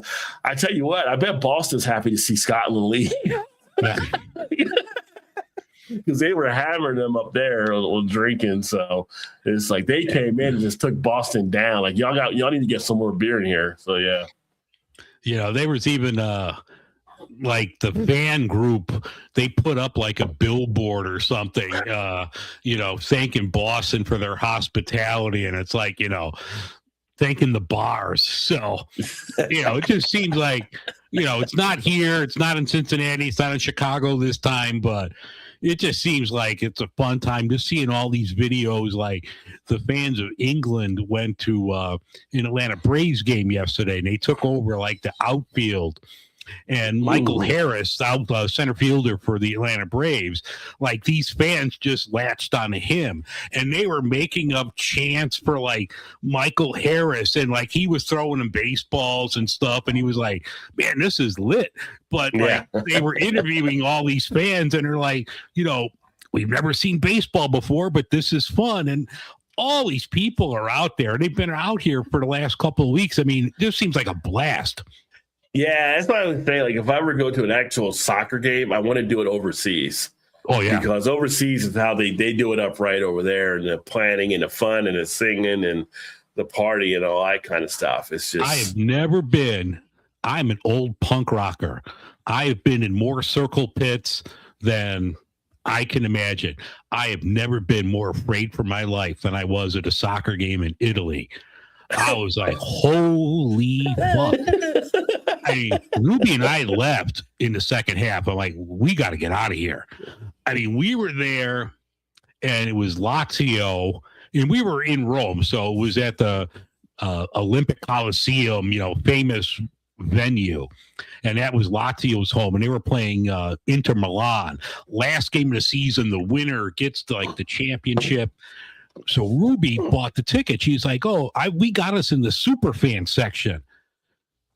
These motherfuckers still want Mussolini back. These people are like hardcore fascists. I got knocked on my ass. It wasn't like deliberately, but like everybody was cheering. Lazio scored a goal. I got knocked down, and like I get up, and I'm like, "There's more of them than there is of me." Oh, it's all right. We're good, bro. We're good. It's all right. That's some hardcore shit right there, but it was fun. Yeah. It gets a little crazy over there, and it would just be a great experience to actually go over there. But I'm glad that people are having fun coming over here, kind of seeing some of the stuff, and just seeing the delight. Just again, watching some of the videos of the people's expressions when they first encounter, as we talked about earlier, like a Waffle House or something like that. Yeah. And just seeing the stuff that here, like. They were showing other videos. People talking about how sad they were going to be when they get back home because they can't get into stuff they've been having and stuff. Yeah. It's kind of crazy, but yeah, it's been a pretty good experience. So it's been kind of nice to just see all that stuff happening. So yeah, the best decision made has some great. They do have some great craft rooms out in Arizona. I know Joe D. He actually does stuff from out in Arizona for his channel, and they always got some good beers and stuff they're talking about. Yeah. So, but for you, Metal, the NA beer, not the worst time ever to be drinking NA beer, because NA beer options are great that they're coming out with. And what was the one that you said you had, Dave? I was trying to remember. You were going. Was it Brew? Best Day, Brew Day. Best Day. Yeah, Best so Day Best is really good. Like all of their stuff is really good. They have like a lager mix pack out now that was really good. Nice, crisp, refreshing lagers. Like their biggest one is a Galaxy Ripple, somebody else. But they have like a nice like IPA that's really good. Like I think Best Day and Go right now are my like pound for pound best NA breweries out there. They put out some killer stuff. Yeah. So I don't know if you've had them, Metal, but that might be something to check into. And I do like Go. In fact, I'm going to be ordering some Go Brewing beers here the next couple of weeks to get some more of their stuff on hand. Because like during the course of the week and things like that, I don't always want to drink a beer either. So an NA option always works out well too. So definitely some good stuff to take a look at. And Ryan said, Dave, how are you scared? Don't you go to Soldier Field? Soldier Field's fine. Yeah. Soldier Field's nothing compared to Lazio. Oh, dude. Yeah. Soldier Field's fine. Oh, one time I was at a Bears-Lions game, and this is back in the day. Barry Sanders was my guy. Like, Barry Sanders was my guy. It's like 2 minutes into the game, and there's fights in the stands between Lions and Bears fans. And then, like, Barry Sanders just rips off this 50-yard run. You know, only Barry Sanders makes run like this. You know, he shook people out of their jock straps. And, like, I was happy because he was on my fantasy football team.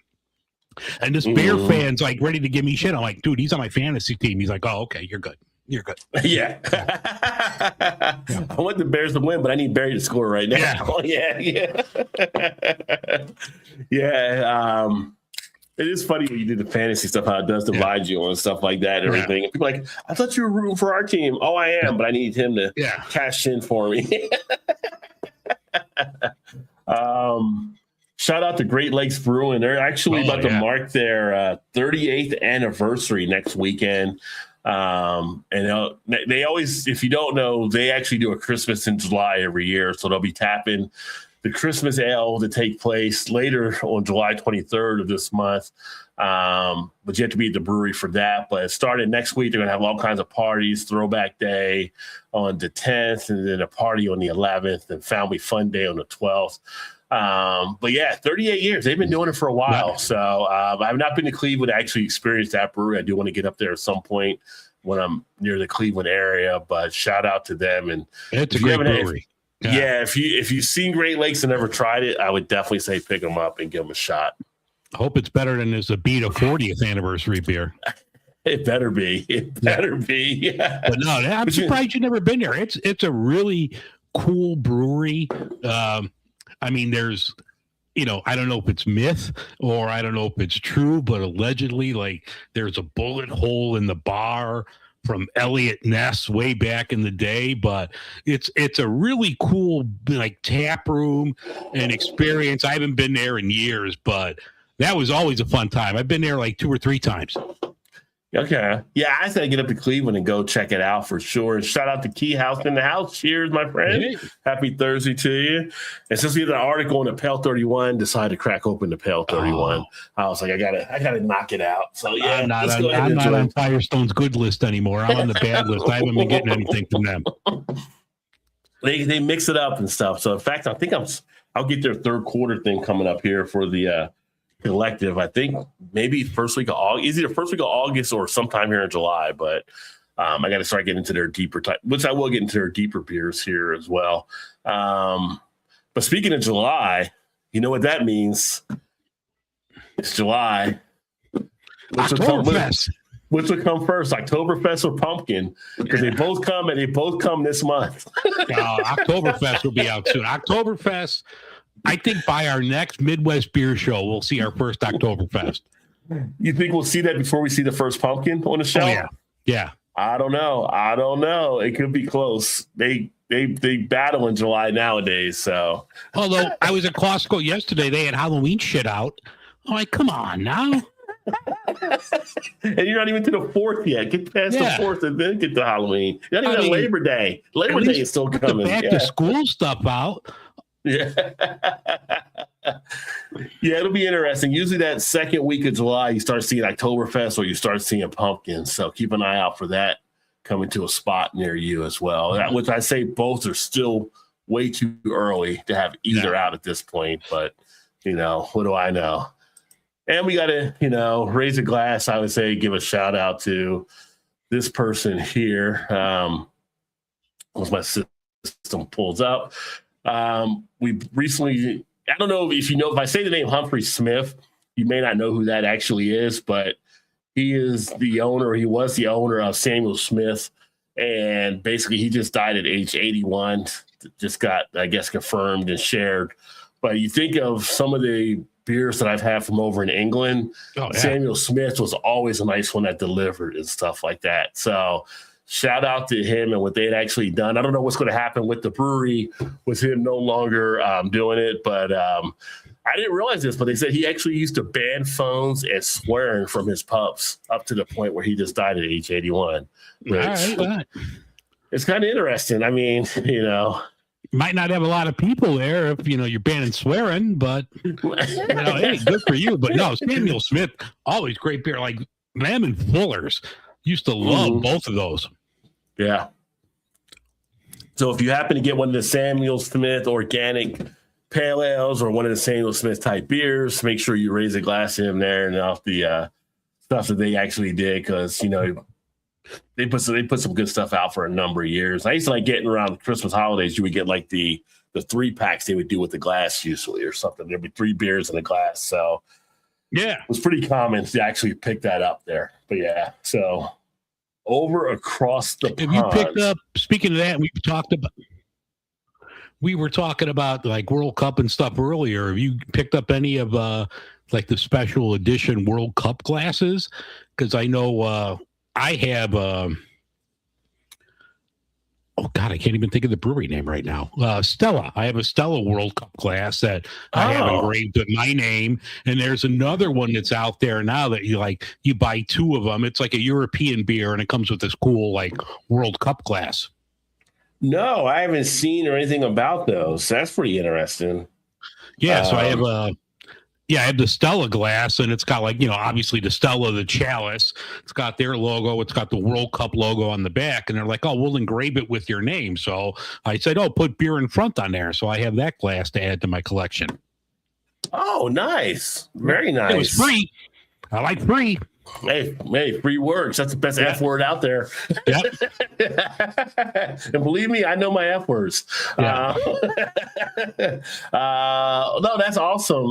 Porch Beers USA on Instagram. Yeah, we're connected there. Yeah, let me know for Oktoberfest. I always said Oktoberfest, so shoot me a message on YouTube or on Instagram or whatever. I'd definitely love to connect. I'm always want to connect with all the other beer people out there, the influencers and tubers and grammars and all that stuff. And then Dave also when he passed to Chicago at the end of October. Definitely. Yeah, let me know. I mean, there's plenty of great spots here. Yeah. I think Jungle Gym's often at Samuel Smith. Yeah, they usually do have the Samuel Smith gift set over at Jungle Gym. So I've gotten that in the past. Breweries here doing special World Cup flights. Madtree and Braxton, yes. Doing those. Yep. I haven't been, it's so funny. Like I've not been to Madtree, but once since being back, and it's like just 10 minutes from me. I need to get over there and do some stuff. So get something set up and see what's happening. And then, we were talking about non-alcoholic beer. There was just a thing that came out from Food and Wine. And in a competition, this was ranked as the #1 non-alcoholic beer, which happened to be the one that Dave mentioned, Best Day Brewing, and their Wild American Pilsner was named Best in Show at the inaugural North American Non-Alcoholic Cup, earning the competition's top honor after blind judging of more than 100 non-alcoholic beverages. I mean, it's a solid beer. the founder and owner of Best Day, Tate Hufford. I talked to him a couple months ago on the show, and this was like right as that was coming out. And, you know, we were talking like a lot of these NA beers are hazies. And, you know, I was talking to him like you could hide a lot. You could hide a lot of problems behind hops. But with the Pilsner, it's there. It's either good or it's not. And they did a great job on that. So, no, I wholeheartedly agree. Like, if you're looking for a non-alcoholic beer, their Wild American Pilsner is something to pick up. Like, it's something I would drink on its own. It doesn't matter if it's NA or not. It's just a solid beer. Yeah. I need to try that one. They got best in show. It also got double gold for lager beer for the category. All right. We have Philward Brewing Company get best fruited beer with a double gold with their day money. We have Big Grove Brewery get gold for their best hoppy beer for their Zero Eddy. You had Deschutes with the Black Butte non-alcoholic. Yeah. They got a bronze for dark beer. And that tied with Fremont Brewing, who got that for their NA dark. You also had Go Brewing, as we talk about, which we've always, both of us have said our favorite is kind of new school with the Go. And that won gold for best sour beer. Sunsip from Pure Project won silver for best miscellaneous. Pure Project puts out some good stuff too. Yeah. And Lucky Science Spirits, they got a silver tie for spirit and cocktail and mocktail with their grapefruit cucumber thyme.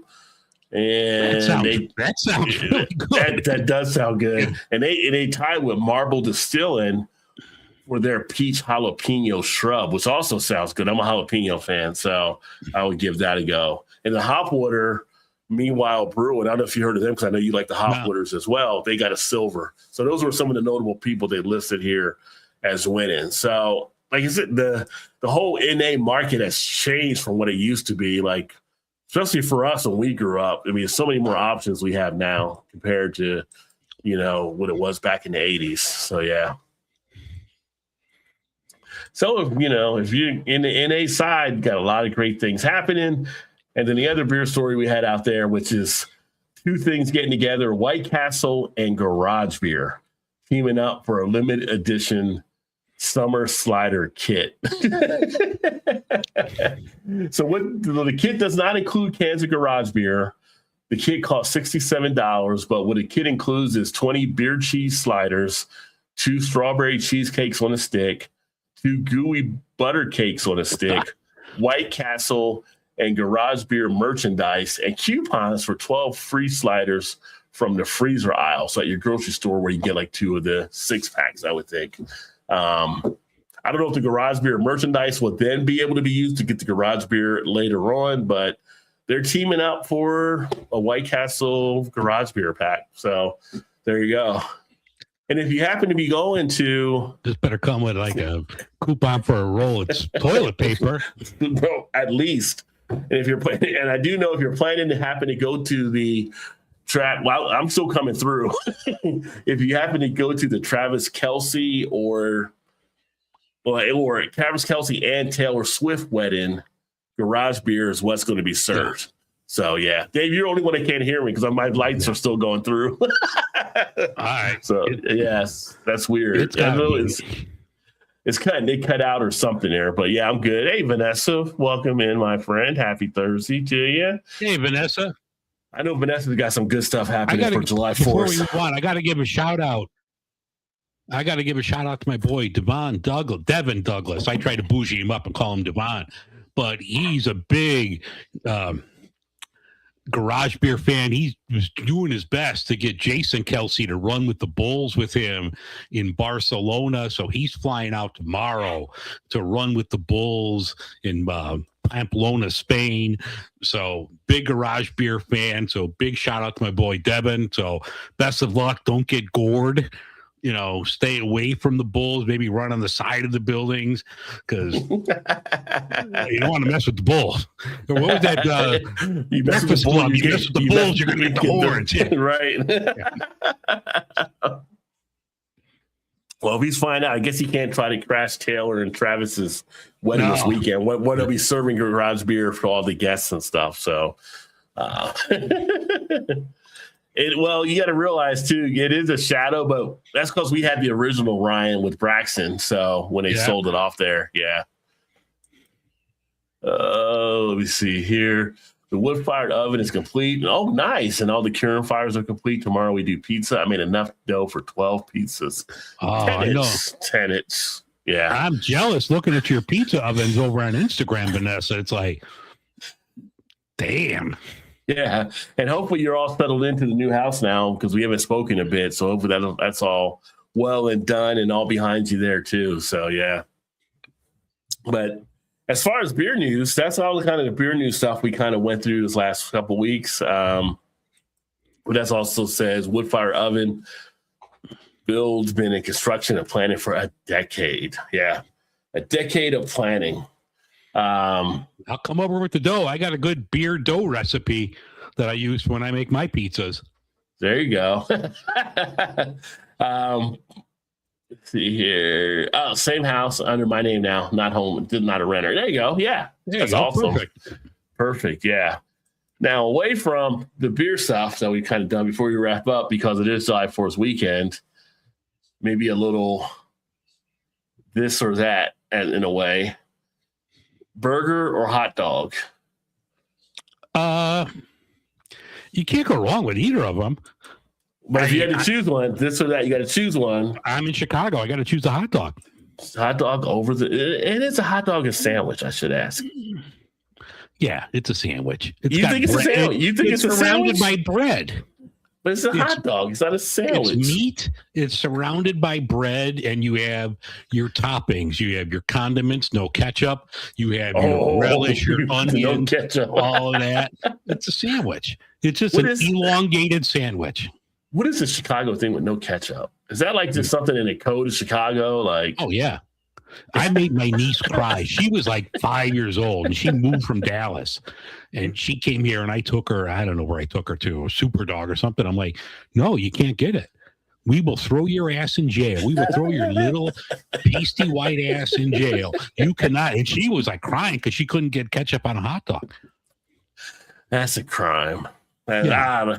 We put ketchup on a hot dog in the East, but it is what it is. Same ass chili on hot dogs too. No, chili, real chili, not the Cincinnati chili sauce. The real chili. There's a difference between the two. Potato salad or macaroni salad? I'm a potato salad guy. You're a potato salad guy? There's no raisins in mine, so I can be invited to the cookout. There's no raisins in my potato salad. I season my shit. No raisins. I'm good. Oh, let me see here. Come on over next to the Bradley. Yeah, you fly right into Bradley. She's right there. So all you come visit Vanessa. Ryan has that burger for him.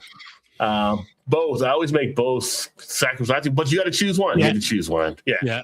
I mean, I eat both. She says hot dog is a sandwich. Yeah. Hamburger is a sandwich. Or grilled cheese is a sandwich. She's saying, I mean, it's on a bun. It's on bread. It's between two pieces of bread. Yeah. And if a Philly cheesesteak is a sandwich, so is a hot dog. Well, see, we don't consider a Philly cheesesteak actually a sandwich.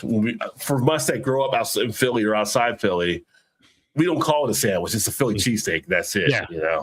We just kind of leave it like that. And there's a difference between a Philly cheesesteak and like a Philly hoagie. There's rules to the game. That's all I can say. We got a place here that flies in the bread from Philly. Okay.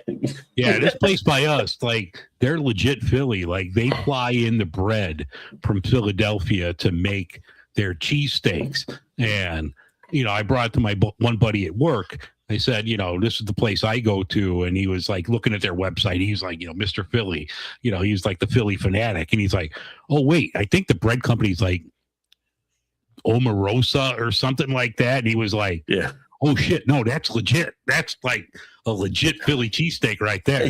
Yeah. It's just but my macaroni salad is good. Okay. Every topping is a good topping, Vanessa says. And she says, and we called them all grinders. Yeah, there's grinders, there's subs, there's hoagies, there's different things for different terminology. But when I first moved to Cincinnati, one of our places here, Ryan knows a place it's called La Rosa's. I thought I was ordering a Philly cheesesteak, and it was a Philly hoagie where it was a flat, elongated hamburger patty, really. Yeah. Like, this isn't a cheesesteak. Like, it's false advertising. So, and that was before I found out about Cincinnati chili. Like, what are y'all doing around here? Yeah. What about, like, do you ever do, or is this like a white person thing with like Jello salad?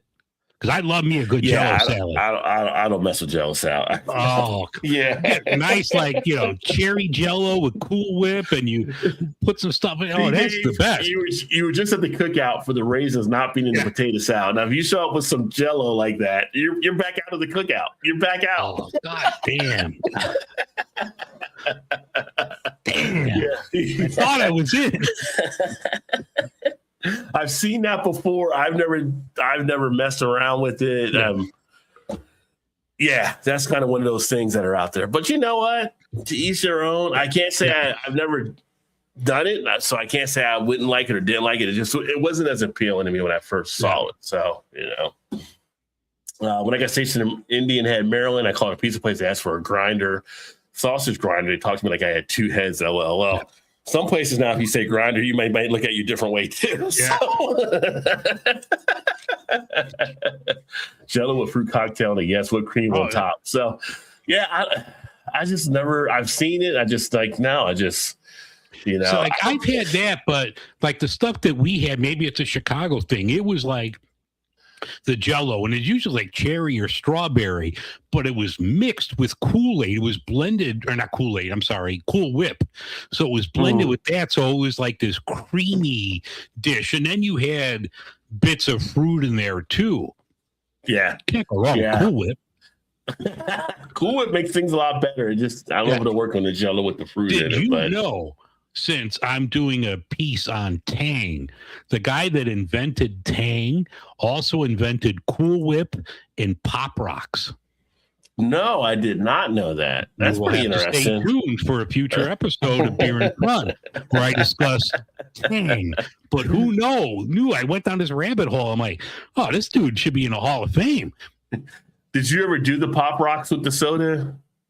No. When you were a kid to try, that was like the old tale, like don't put the Pop Rocks in the soda and everything like that. Yeah. And it was kind of like, I never ended up doing it, but it was kind of like almost that whole Bloody Mary type thing, looking in the mirror, like you feel like it's an old tale, but you want to try it, but then you're like, I better not just in case.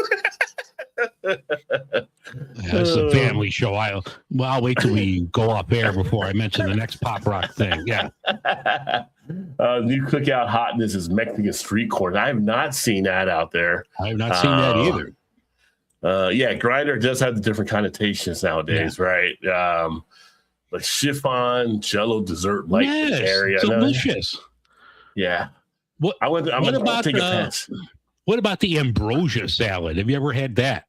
I know the name. I have never had that either. Yeah. I'm going to Google this right now. The ambrosia salad. That could be another. Just a white person. Why can't it be regular, like just a Waldorf salad and just leave it alone? I've had Waldorf salad before. All right, I'm going to Taste the Home, and I don't know what this website is, but the ambrosia salad, it's got mandarin oranges, pineapple, miniature marshmallows, coconut, and sour cream.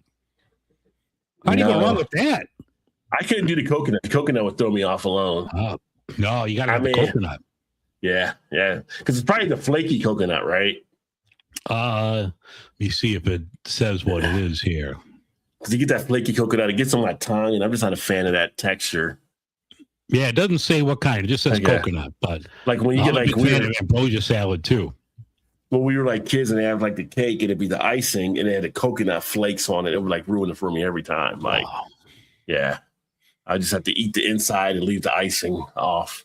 Pop Rocks in your mouth and add the soda. That was one way you can kind of do that there. Did they tell us Mikey died by Pop Rocks? I think at one point when we were kids. They tried to scare us with that one. Yeah. Corn straight, grilled corn. So yeah, I like the corn in the hugs. That's the other one too. Better better side item, grilled corn or like savory baked beans, like with the brisket and stuff in it. I'm going with the corn. Go with the corn? Go with the corn? Yeah. A good thing with baked beans though, with if you got like the brisket and stuff melted into it and it has that like molasses in there. Ooh, yeah. Oh, let's see. Yes, ambrosia, Vanessa said. Grated coconut. See, I can't mess with that. Matt calls shredded coconut paper shaving. That's what it looks like. It looks like paper shavings with the coconut like that. Yeah. Love me a good ambrosia salad. I'm gonna have to make one. When's the ambrosia salad barrel-aged IPA? We got all these variants out. Who's coming out with the ambrosia salad barrel-aged? Yeah. You show up with the ambrosia, like, you can put that on the table over there. Yeah. Vanessa and her brother did a contest. See how many saltines they could do without any water. You could eat at once.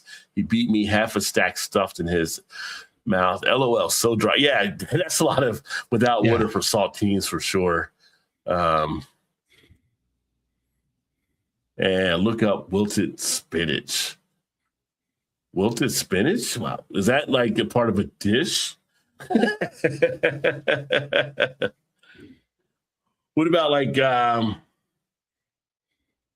better like it's like appetizer? Well, would you rather have like I can't like say wings because everybody likes kind of wing. I'm trying to think if you had like deviled eggs and something. Because I'm a big fan of deviled eggs. I'm just trying to think what you compare deviled eggs again. Like, are you a fan of deviled eggs? You like deviled eggs? No, especially not like in the summer. It's hot out. That's just not going to end well for me. Deviled eggs and beer. Yeah, it's not a good combination. Yeah, I think I'm starting to lose you again. What's like, if you had to pick a coleslaw, are you picking mayonnaise based or vinegar based? I actually prefer. We call them like it's usually like creamy coleslaw, which I think is a mayonnaise based. So I usually like creamy. Yeah. Usually I'm a fan of both, but I don't know if I had to pick one, I'd probably go creamy. Yeah, I like creamy. If I'm putting it on a hot dog, I like vinegar though. You put it on a hot dog. Dave can't hear me for some reason. I think everybody else can hear me except Dave. So, Big Daddy's in the house. Cheers, Big Daddy. Cosmic Kerfuffle from Old Irvin. See, love deviled eggs. Nice. Love deviled eggs. That's a good beer to Cosmic Kerfuffle. Yeah, deviled eggs are always something nice to enjoy. Make the salad all big and fluffy and stuff to add bacon fat. Well, if you added bacon fat, I might be okay with the spinach salad. Is my wife watching Real Housewives or something that's fucking up my internet connection? Damn it. Dave's having struggles. See, because you're freezing. I don't think you can hear Honey, me. I'm on a live stream. Ma, the meatloaf. All right. Well, I don't know. Maybe Rod's here and his picture's gone off of my screen. But all right, what's your best ice cream treat dessert? Are you going to go with the Bomb Pop or the strawberry shortcake bar? I love both.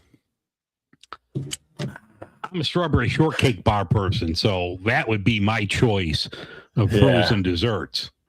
Bomb Pop, I haven't had that like since in a while. The Bomb Pop is the red, white, and blue one, so I do like that one. But ice cream, I like some old school, just like a good bowl of ice cream is also good. So let me see if I get the right Dave here. So I have you on twice. Let me see. All right, you there? You hear me now? You're good. Yeah, your other one is still frozen. So all right. Did you hear Vanessa my had like one? it. Yeah, I heard like Bomb Pop. I would choose that probably, Bomb but Pop I'm also over a strawberry shortcake.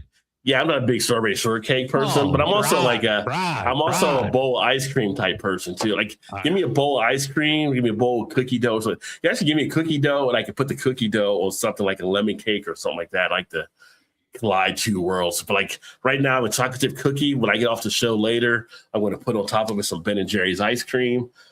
I like colliding worlds.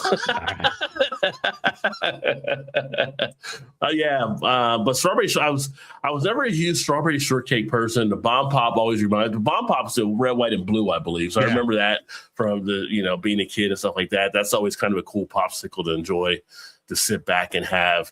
But I've like soft serve ice cream, I would take over a bomb pop too. So give me some Carvel or something like that, and I'm good to go. I don't know if you had Carvel where you're in Chicago.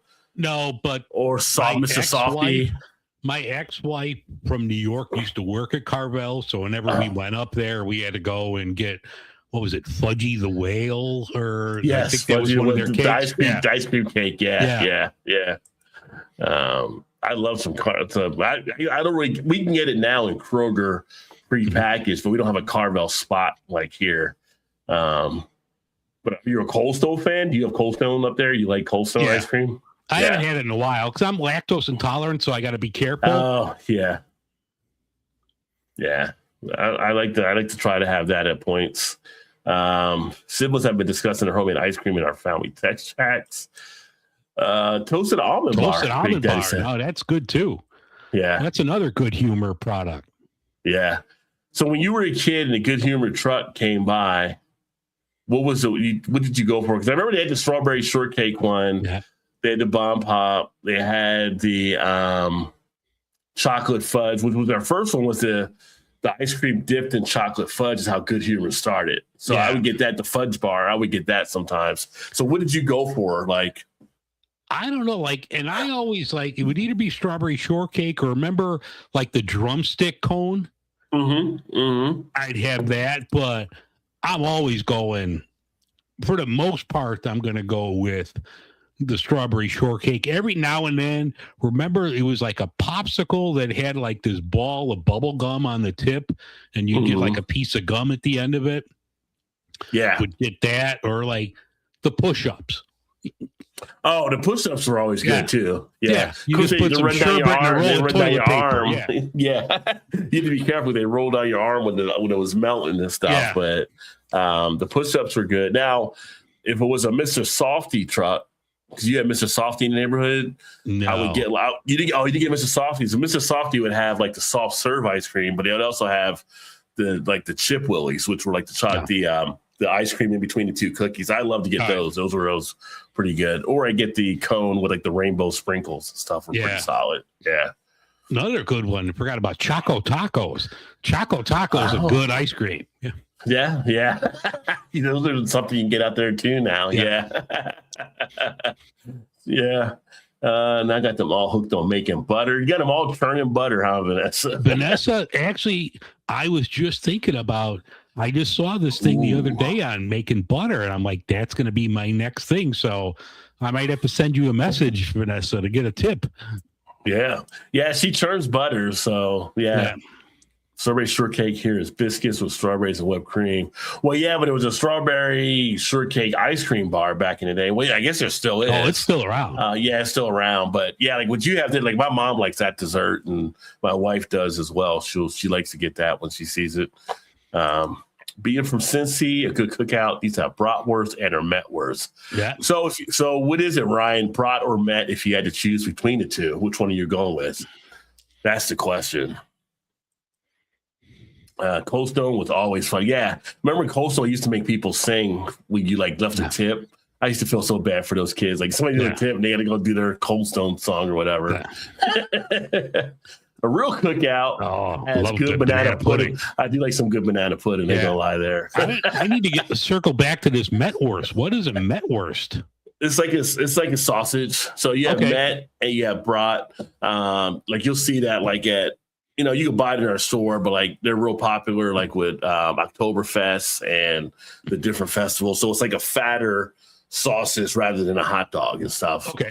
I like the met. Like we have some that are jalapeno metwurst, so I like the spice when we can actually do that. But it's basically a big sausage, kind of like you think of an Italian sausage sandwich up there, kind of like that. But it's like on a hot dog roll. So yeah. Like, do you guys have I think they're called here torpedoes, where it's Italian sausage, but it's like it's loose, but it's shaped into like a burger. So you would cook it like on a flat top or a grill, like a burger, and would just have it on the round bun with, whatever your condiments are. But those are always good too. No, I haven't seen those before. That's interesting. Yeah.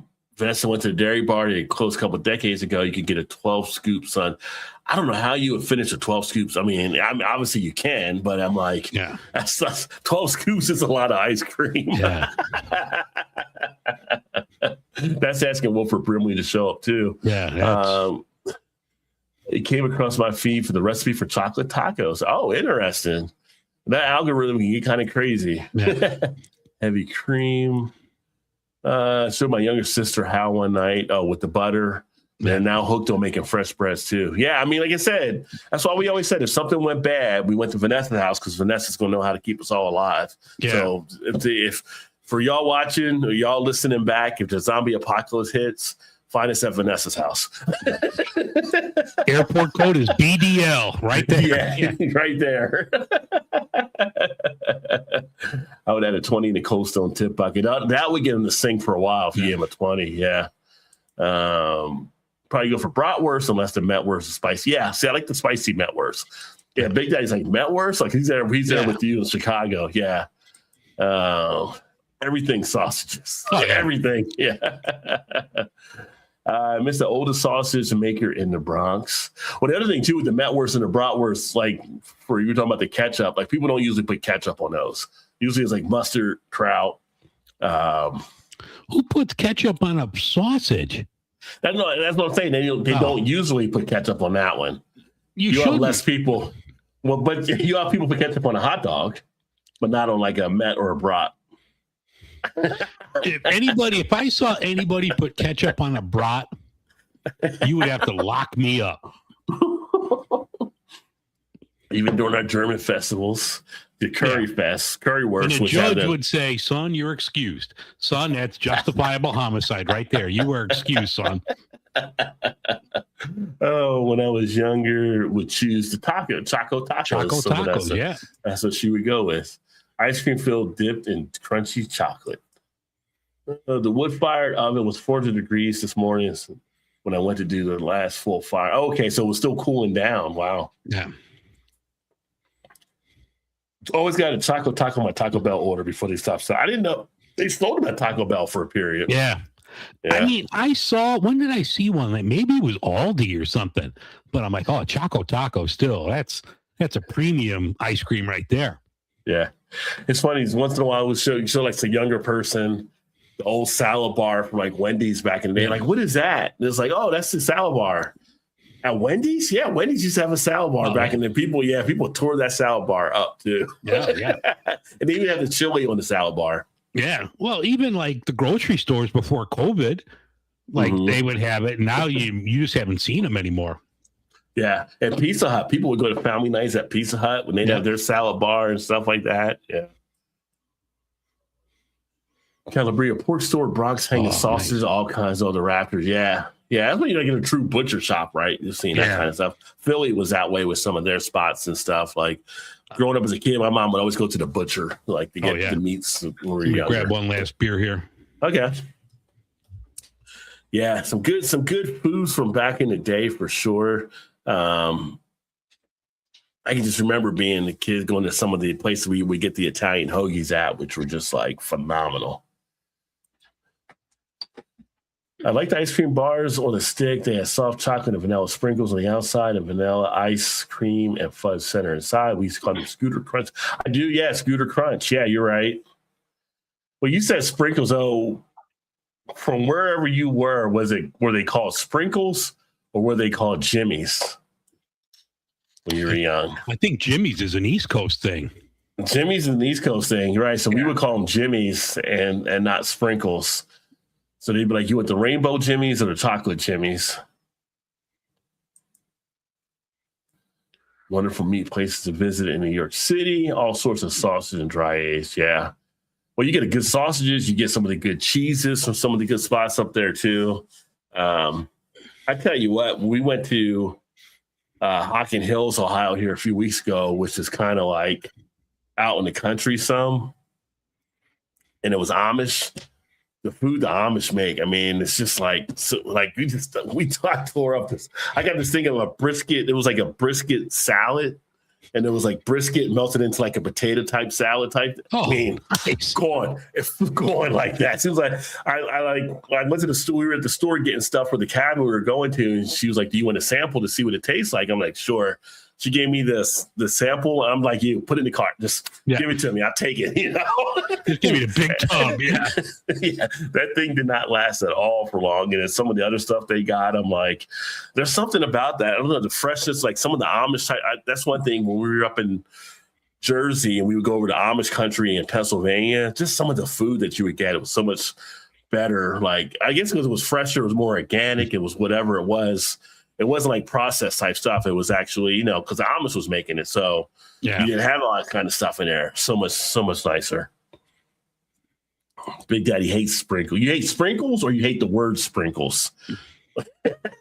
Did you call them Jimmy's? No, Big Daddy's from Chicago. We call them sprinkles. Yeah, or you just hate sprinkles in general. Yeah. Sprinkles. Jimmy's these dang silver balls would darn near break your teeth. Yeah.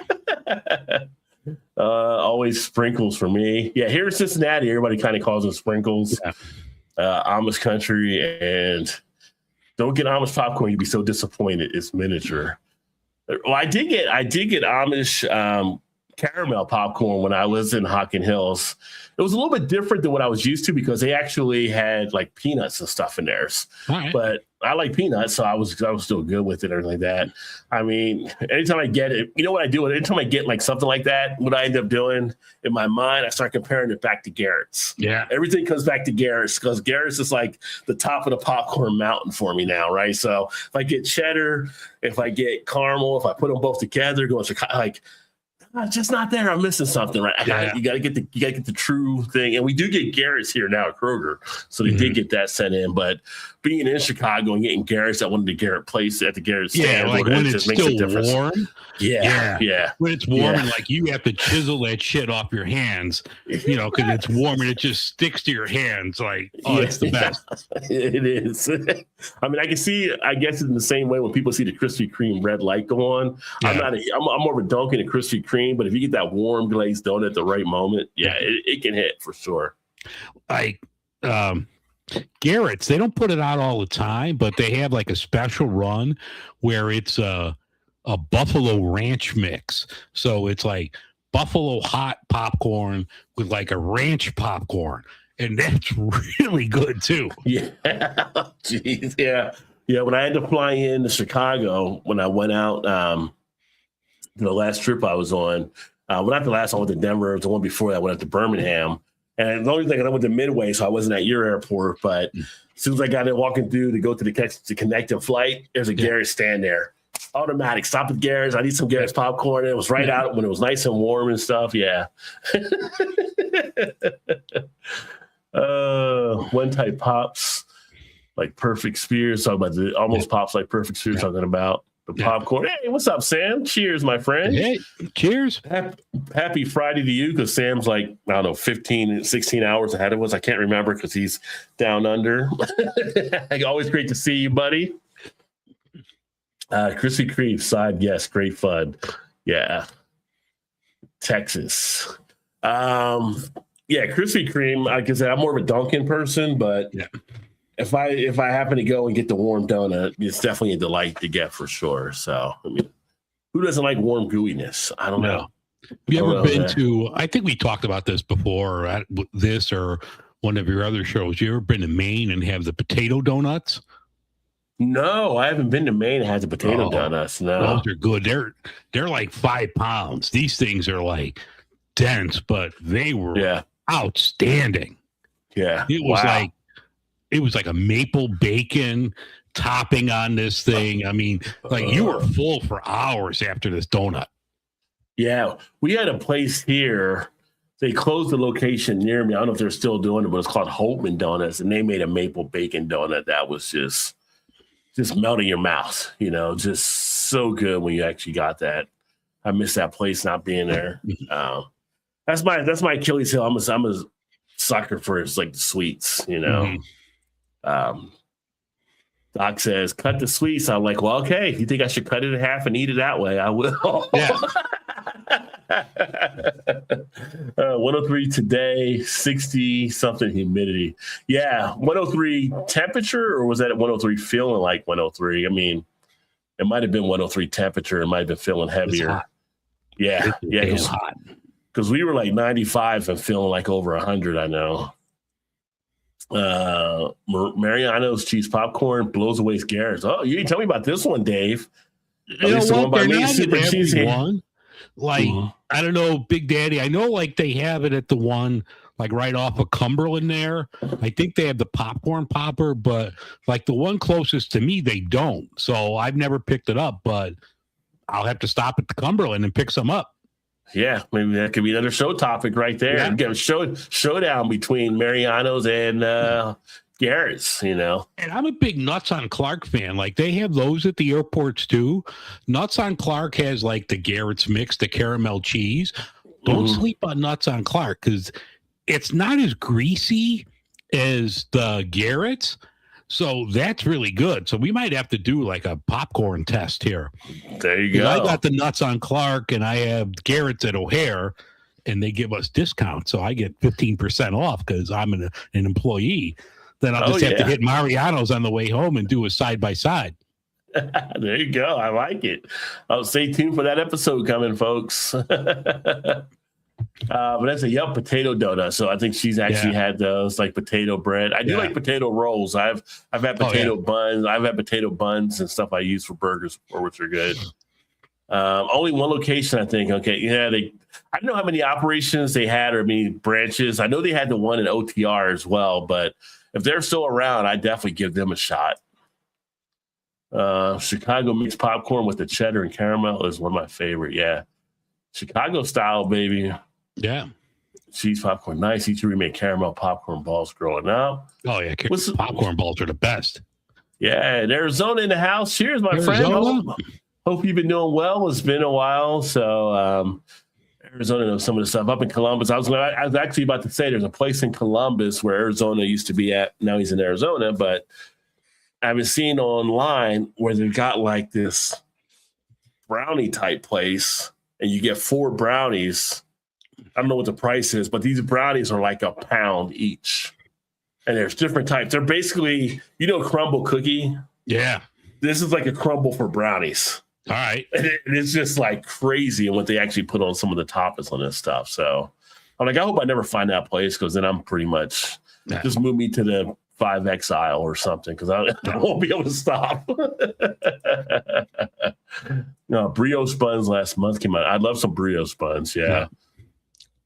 It's a nice little feel to them when you have those for burgers. But but now I'm going to be all hungry again. So. Yeah. Nessa, I don't know if you follow him. He's a Chicago guy, beer guy, Bounded by Buns. He puts out every week, like a different sandwich, and he bakes his own bread and rolls and makes some like killer sandwiches. But definitely, Vanessa or anybody watching, check out Bounded by Buns. Guy's name is Jonathan. I mean, I found some really good stuff off of there. I make my focaccia bread off of his recipe. His stuff's really good. Focaccia. Yeah. Do like some focaccia bread too. Bread is just good. I mean, so many different things you can do with bread. Obviously, liquid bread, but yeah. A lot of good stuff you can do. There was a fudge place in Newport, Rhode Island that made sheet pans of fudge. I brought people the entire sheet pan before the holiday. Oh, there you go. We get a lot of fudge places that come to our festivals and stuff. So like we were talking about Oktoberfest, some of the German ones that come over, they'll have like fudge type stuff. They make some really good ones there. Burger, yeah. Well, I mean, I still got to get back. When I come back, I go to Chicago. It's Hot Butcher, and then it's Bad Apple across the street. with the burger selections, and it's kind of like I can go there for like just like a week and like just try to sample each burger like twice a day so I can get through the whole menu. They do some good stuff there. When the bounce tell you if you get the water for their versus weekend, they'll be selling a print. Oh, cool. Oh, sweet. Okay. Yeah, +7. All right. Yeah. Thanks for letting me know. If you're going to head over there, too, shoot me a message if you and Matt are heading down at a certain point, and maybe I can swing by this weekend. We don't really have too much planned on our end, so just let me know. I know, right? Hungry for those. That's the problem with the show. We start off with the beer, but by the time we leave, most people are like, I'm hungry now by the time after I watch your guys' show. So, yeah. Made a batch of 4 gallons of chili, and my brother brought some to a coworker. His wife called up saying she needs more. LOL. Got them hooked. Yeah, my mother-in-law, whenever she comes to visit, one of the first things she asks my wife is if I'm making the beer chili. So I have a special recipe for beer chili. She loves it when she comes up here. So I usually make that. I didn't make it one time she was here, and I didn't realize, but she was really sad I didn't make it. So every time now when she comes back, I make it for her. So you got to butter up the mother-in-law. Absolutely, yeah.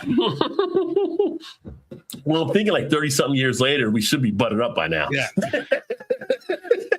There's not much more butter left in it to be buttering. So, yeah. Harlem and Lawrence, Marinos is best. Okay. If you buy the Harlem and Lawrence one, we were just talking about donuts. Right by there is Allegretti's Bakery. They make some outstanding donuts. I stopped there once when my mom was feeling ill. I had to get some bread for her, and I grabbed a donut for Ruby, and she was like, that's the best donut I've ever had. So it's right there, like a couple blocks away from the Harlem and Lawrence Mariano's. All right. Cheers, brother. All right. 4 gallons, best chicken soup homemade I ever made. I'm hoarding the last 4 quarts. But that's everything you make is going to be good. So, I mean, it's kind of like, if you're going to send a care package to Chicago and Cincinnati, just let us know. I know 2 guys that'll be like, okay. Yeah. I love me some chicken soup. Chicken soup is always good. It's chicken soup for the soul. Yeah. All right. Well, I think we'll go ahead and get wrapped up here. It's great hanging out with everybody. Hopefully everybody's set to have a great, safe holiday here for the 4th. And we appreciate everybody that kicked us for a bit here. If you're listening back on the podcast, make sure, or on the replay, make sure you got both of our channels down for some of the stuff that we're doing. And then connect with us. We do this every couple of weeks. We'll be back on a Saturday schedule. So 2 weeks from this Saturday, which is a holiday, we'll be back up sharing some more different things and having some more fun. But SSU will ship stuff overnight. I mean, all right. You know how to get a hold of me, so we can definitely talk. Yeah. But everybody have a great, safe holiday out there. Enjoy, and look forward to catching up with you all soon. Don't blow off any digits tomorrow. Be safe, everybody. Yeah, safety. Remember that. And if you have pets, always make sure to check on the pets because of the fireworks. If you have also friends in the neighborhood, former service, military, some of this can be a little shock for them for PTSD on stuff. So make sure you check on those neighbors and stuff as well, and just have a great time as best you can. Mike said it's nice, be cool to some people. Put us on YouTube for nosy art fans like me. Artists, yeah. All right. Cheers, Mark. Mark, it was great having you as a part. And we'll go ahead and sign off so I'm not the rambling man over here. Look forward to catching up with you guys on the next one. Cheers, all right, have a good holiday, everybody. Take care. We'll see you in a couple weeks. Thank you for tuning in. It's been a ride. Rod J and Daisy, we here with pride. Midwest beer talk as we glide. Catch us again. Don't let this vibe slide. Like and subscribe. It's the key. Rod J BeerVentures. Join our spree. Beer in front. We got the flow. Catch us live. The good times grow.